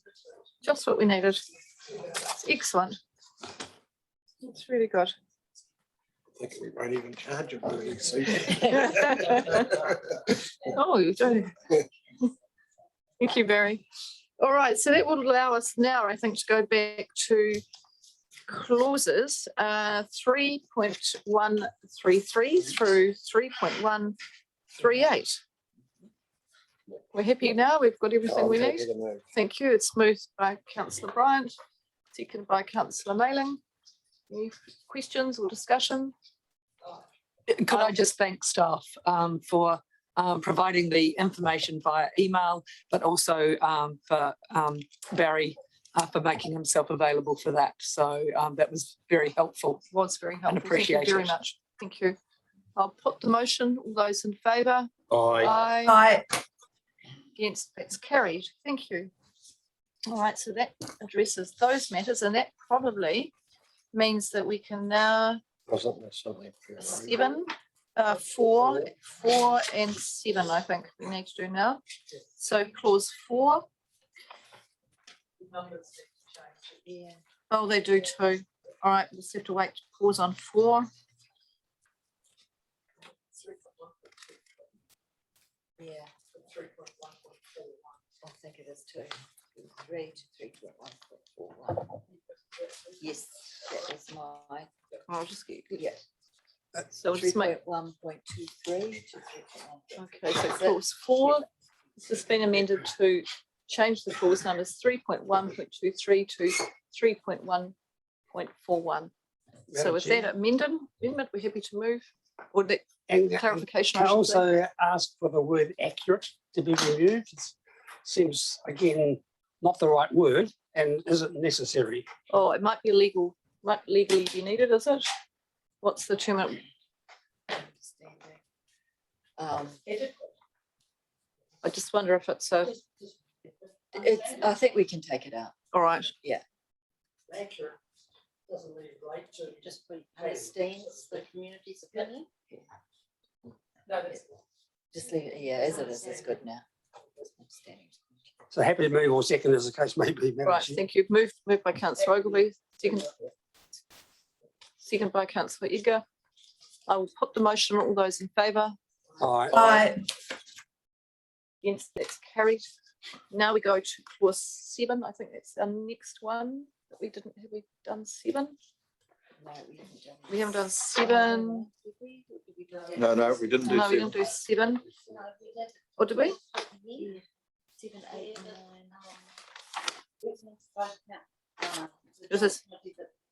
This is agrees. Standing item on the agenda.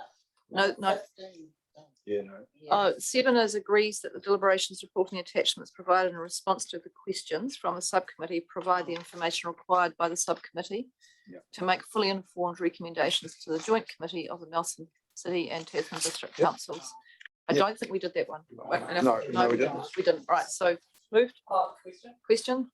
Sorry, just clarifying that when it says and the attachments, just because we have a document called attachments, does that also include the memorandum and other information with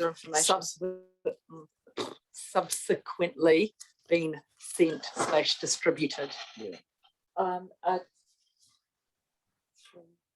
Thank you, Susan. That's on now. Thank you. Through you, what we could do is say agrees that this deliberations report, comma, the attachments and supplementary information or further information, what word would you prefer? And supplementary information What is it? Is it provided. to the officer? It's basically this officer advice or information provided. So, Yeah. Supplementary officer advice provided. Yep. So Supplementary officer advice provided. Yep. that's fine. I'm happy with that. That's okay. Very good advice. Okay, with that changed, somebody care to move clause 7. I'm happy to move. Seconded by councillor Mayling. I'll put the motion. All those in favour? Aye. Carried. That will take us through now to clause 9. 9 is directs the officers to make changes, editorial corrections.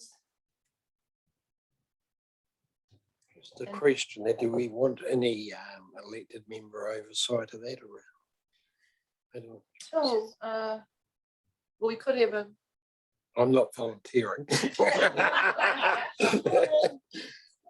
think that's important, Madam Chair, to have probably yourself as mayor and Councillor Bryan. and Councillor Bryan as deputy mayor. Right, yes. Right. I mean, it's not. That's why he gets a big bucks. Right.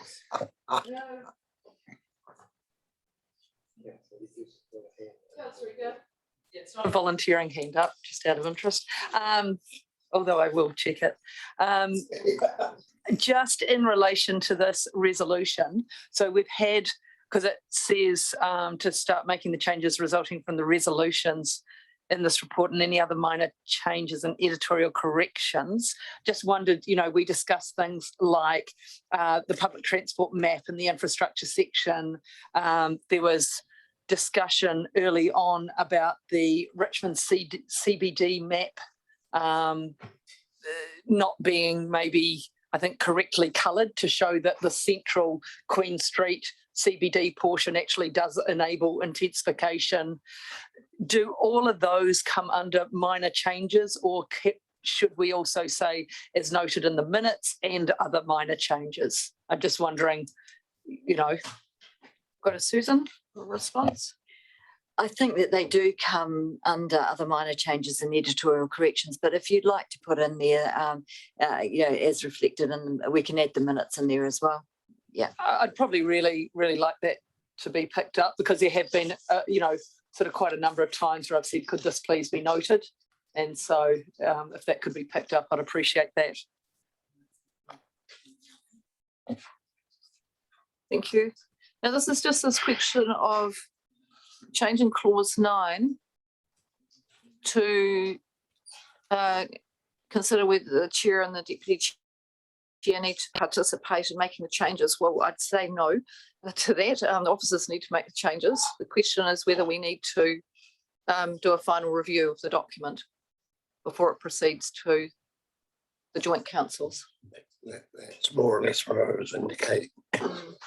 Madam Chair. I think that might be. Jackie, if you might just add something. So Chris just reminded us that the joint committee at the end of July is only going to consider the policy decisions arising from strategy. Not the actual detailed document. We're going to wait until we've been to the joint committee before we fully update the document. I mean, we are going to start work on updating it, but we can't finish it until it's been to the joint committee. Right, and then it's going to come back. So then we're going to get it back. So we're all going to see it. So I think there's a little bit of a process step about how you're going to go and make that happen. And I actually think it's where it will be useful for the full committee to get the final document for review before it goes up. And I think we don't need to resolve that. I think that's just a process issue that we can do.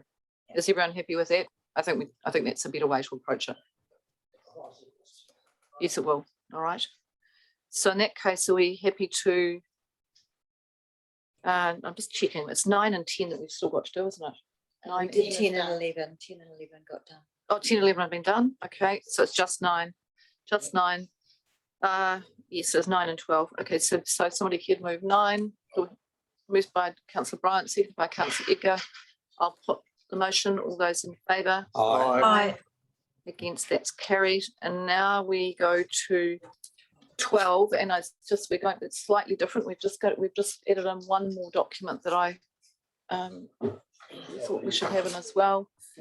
So we've got the full 3. That's the Tasman District Council's Richmond and Motueka Town Centre parking strategy. We've got the Te Hunanui structure plan from 2004, and we have the Nelson urban growth strategy from 2004 as well. So they're the main documents that we could identify that are relevant. So we've got all of those. So this is a procedural. So that's just We've done 13, so it's just 12. So 12 is circulated, but just with the with A, B, and C. Does that make sense?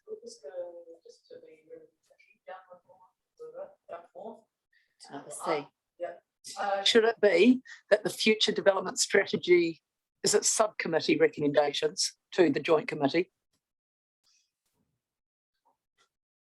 Oh, yes, should be. Yeah. Okay, good. Yeah, so open the top number 12, big line down.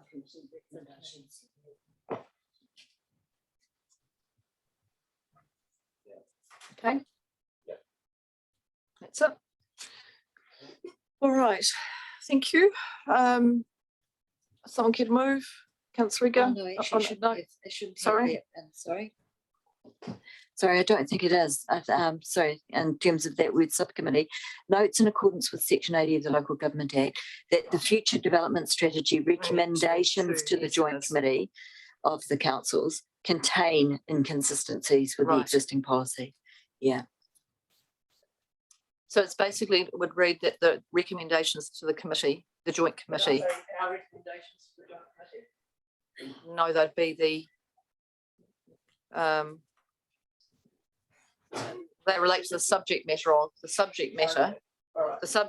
coming to the joint committee. Yeah. Is essentially what it's saying. Yeah. It's either, I don't think it matters too much, to be honest. You could actually put subcommittee before future development strategy. Yeah. That the subcommittee's future development strategy recommendations to the joint That will committee. be, let's do it that way. Does that work? Yes, that does. Happy ending. All right, thank you. And on that basis, Councillor gets happy to move. Councillor Ogilvie is going to second that one. All right, I will put the motion. All those in favour? Aye. Against, that is carried. Now, we have, no, we're not done. No, we have an outstanding issue, which is the issue around the preparation of the neighbourhood plans. So we're going to have to address that issue somehow. So I'm going to go to Chris, and he may need to ask for us to adjourn so he can get some further advice. So that may be the case, yes. But first, one thing I would that entirely slipped my mind, and I should have come to a lot earlier, and that the first cab off the rank with the neighbourhood plans is in the form of the Nelson City Centre spatial plan. And that's essentially, that document essentially forms the neighbourhood plan for that city centre area, which was one of the priority areas identified in the 2019 FDS for intensification. So there will be a staging of rolling those out. They won't all be at that level of detail because there's, you know, you're well aware of the amount of work that and the staff time and resources that were required for that. It was basically Alan for a couple of years of his life. So they'll be at a lesser level of detail, but still be significant public consultation on them. That was the proposal anyway. There is obviously, you know, the plan changes happening or underway now. The work to do that. So there is going to be some backwards and forwards required there, and I'm not quite sure how we resolve that. So, Chris, I think that is quite fundamental in the sense that we've had a discussion about how Tasman will approach this, which is essentially the plans will be in the form of perhaps a structure plan that will precede and inform plan changes. What you're saying is that we don't have anything at this stage to inform those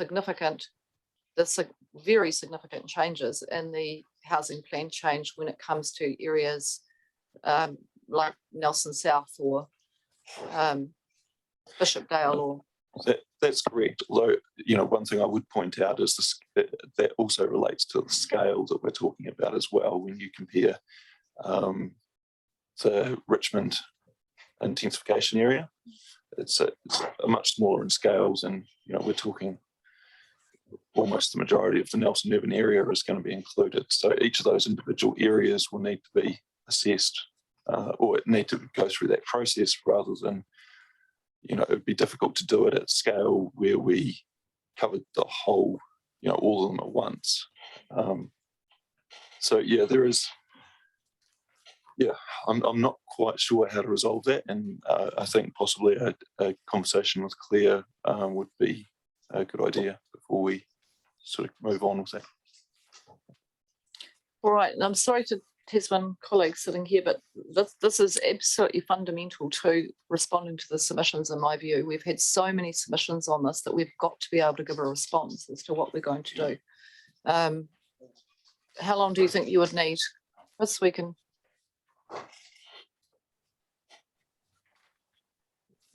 Because if it's not already provided for, then it's also we're going to have to make a recommendation that if we feel that it needs to be resourced as well. I mean, very clear advice through the future development strategy from our consultants about what's required. So I think I think half an hour would probably be, by the time we go backwards and forwards, if we could, that would be useful. All right, well, look, I know, I'm sorry this is causing further delay. I think what we might do is to give you a good amount of time to resolve that, and you may need to have a conversation with me as chair in the interim to see if we're getting on track. I think we may need to take an hour and then come back at 1 o'clock. I know that's if that's not going to work for you, Ina, and you need to be elsewhere, then that's fine. I'm just conscious that we are causing quite a few delays at this point, but I do think that we need to get this resolved, and to respect the work that's come through the submissions, we really do have to have an answer as to how this is going to be provided for. Oh, tēnā koe, Madam Chair. Kate Pye, I'm here right to the end. Oh, kia ora.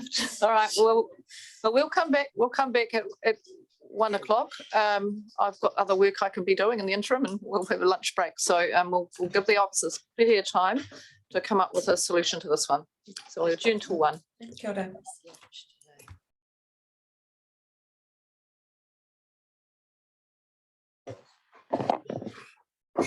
Kia ora tātou.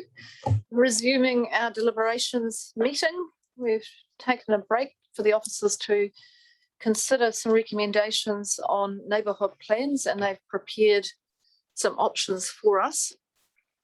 The section is displayed on the screen and highlighted in green, but I'll read out what is there. Essentially, it is that we notes the importance of neighbourhood plans to the successful implementation of the future development strategy, and recommends that officers report back as a priority to Nelson City Council on the options for preparing neighbourhood plans to feed into the Nelson Housing Plan change process, and recommends to Nelson City Council it provides additional resources to enable the neighbourhood plans to be completed, and notes that Tasman District Council is undertaking structured planning for its key neighbourhood areas as part of its plan change and plan review processes. So we've covered both councils. Tasman District Council already provides for this process as part of plan changes and plan reviews, and Nelson City Council has got some work to do. So we need a word in council on behalf of district, of course. Oh, sorry.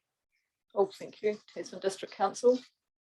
And what was the one above number 15? We've already done that. Yeah, 14? We have. So the last section we have to do is just these neighbourhood plans, I believe. It's the last thing we need to do.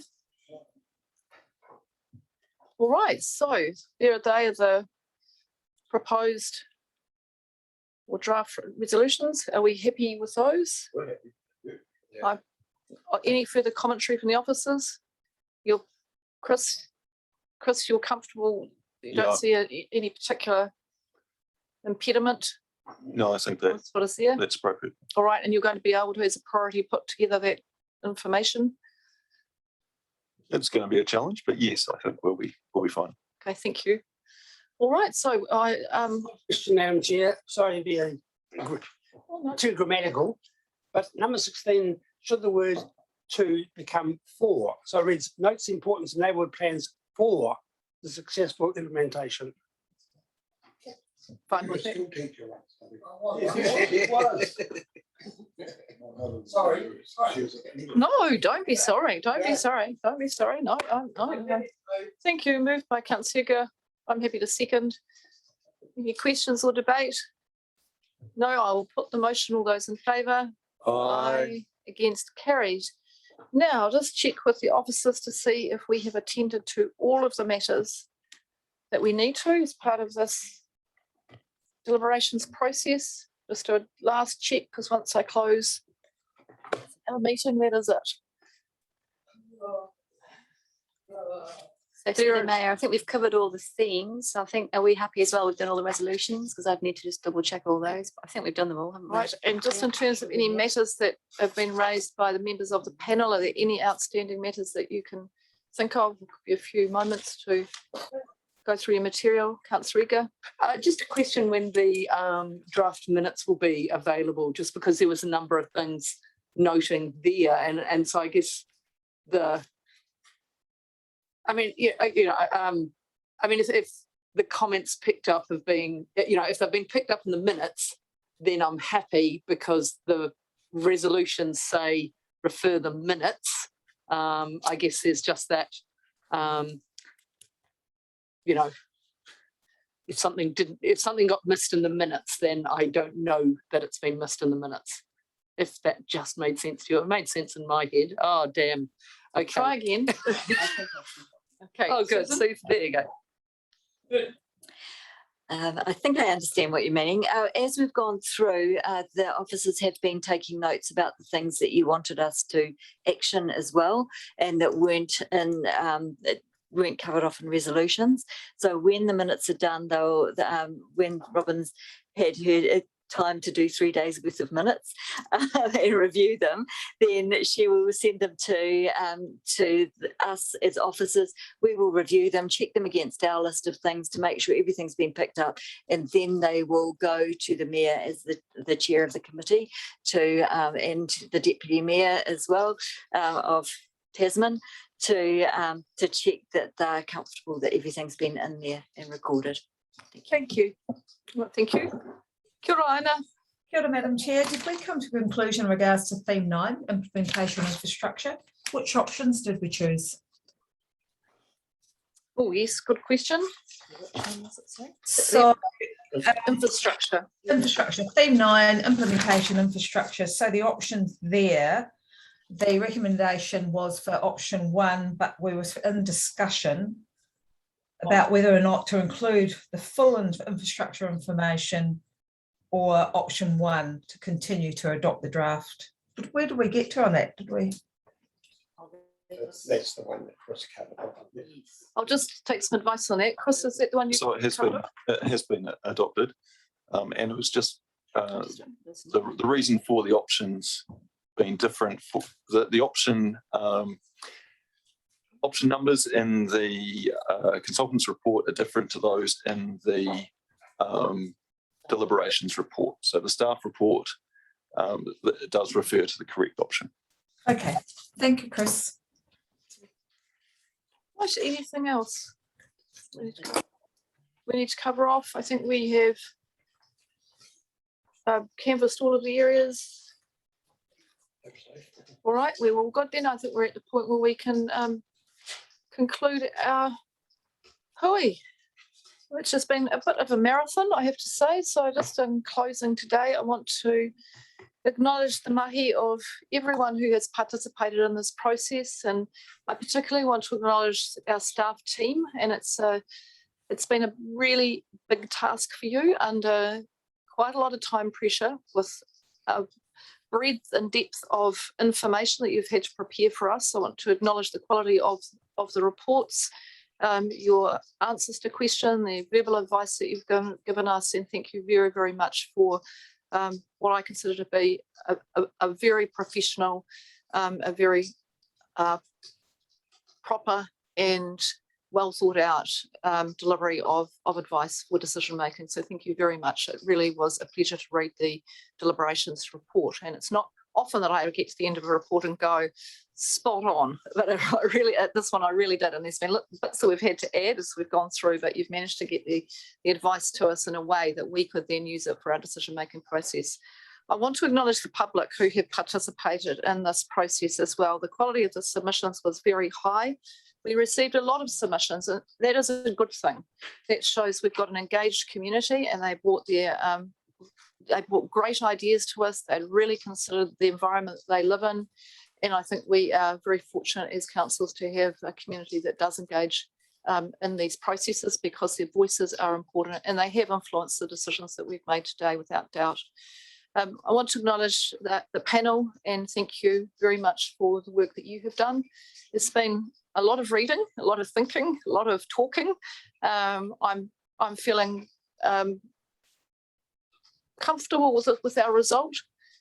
There are challenging sometimes trade-offs to make, and no doubt our decisions will be critiqued, as they always are, but I think we can leave today feeling that we have used our best endeavours to produce a future development strategy that aligns with the objectives that we were tasked with bringing together from our communities and from our councils. I want to thank you very much for your contribution to this process, and you came in to assist us,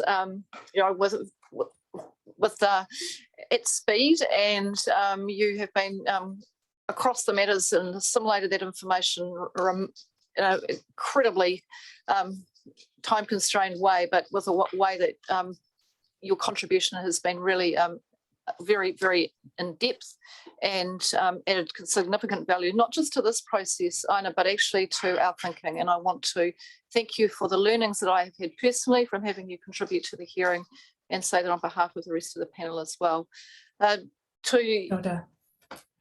In terms of the next steps, there's quite a lot of more work to be done. And so I wish the officers well, because the task isn't finished for you yet. We will then be receiving, as elected members, the recommendations through to the Joint Committee. And I think it will be important that we're well prepared for that meeting. We'll get the material coming through to us. We'll understand what we're going to be speaking to when we bring it up to the Joint Committee. So thank you also to our support staff. I want to acknowledge the support staff, because there have been a lot of documents being prepared, but they have to then get delivered, printed, emailed, meetings have to be set up. It has been a labour-intensive process. So to all of the support staff, thank you very much for your contribution to the hearing. It's a big, big role, often goes unnoticed. Who have I missed? Councillor Rika? Well, I'll just mention the one person missed, and that's yourself for chairing. This hasn't been the easiest process, but you have made the hearings and the deliberations significantly easier through the chairing skills that you've brought and your ability to help tie everything together. And so I think that's been also a linchpin in the process, but I also wholeheartedly endorse your comments of appreciation and acknowledgement for the work that all the staff team has done. But yeah, just want to acknowledge your work as well, Madam Mayor. Kia ora, thank you, but I always think it's teamwork, so kia ora. So, Madam Mayor, thank you. I'd just like to endorse both your and Councillor Eager's comments to everyone, and won't go through it all again, but from Tasman District Council, we really do support the effort that everyone has put in. And I know that we did put a little bit of pressure on to get this done at this earlier stage than we initially thought, and really appreciate the effort of the whole team to do that. I know that some of you have worked some really long hours, so, and I think that probably applies to us all at times through this process. So I think that's really appreciated by us being able to get through this and get it to the Joint Committee in a timely manner is hugely important. And lastly, I'd just like to endorse Councillor Eagers. Yeah, thank you so much for the way you've ran this hearing, ran the meetings. It's really been really well appreciated. So thank you very much, Rachel. Oh, thank you, Stuart, and thank you for your support as the Deputy Chair. It's, I think it's good teamwork, and it's produced a very good product. I think we can be proud of the work that we've done, and I look forward to it being received by the Joint Committee. So I think we can now conclude today's hearing. And I was going to ask you if you would like to lead karakia to close this hearing. Just acknowledge that this is about the weaving together of knowledge, planning for the future, and it is about future generations. When we think about the work that we're doing here, some of the decisions won't come to fruition maybe for 10, 20 or 30 years. So we're always looking and caring about those who come through in the next generations. Kia ora. Kia ora, Madam Chair. Kamutu e ngā kaupapa o ngā tūpuna o te tauehu, pai mārere, karakia tātou. E tō mātou mātou te rangi, kia tapitu waingo tāi mātou rangatira, kia me tāi ai ki ni whenua kiri wano koto te rangi. O mai kia mātou nai he tarama mātou mo tēnei rā. Miri o mātou hara me mātou hoki miri nei. I o tahanana kia mātou, au e mātou iwa kaua I whakawaia. Engari whakihoringa mātou e te kino nau te rangatira, te kaha me te gloria. Ake. Amen. Amen. Amen. Kia ora. Kia ora. Go well. Hopefully we'll see you again. Ai. Ka kite a pōpō. Ka kite anō. Ka kite anō.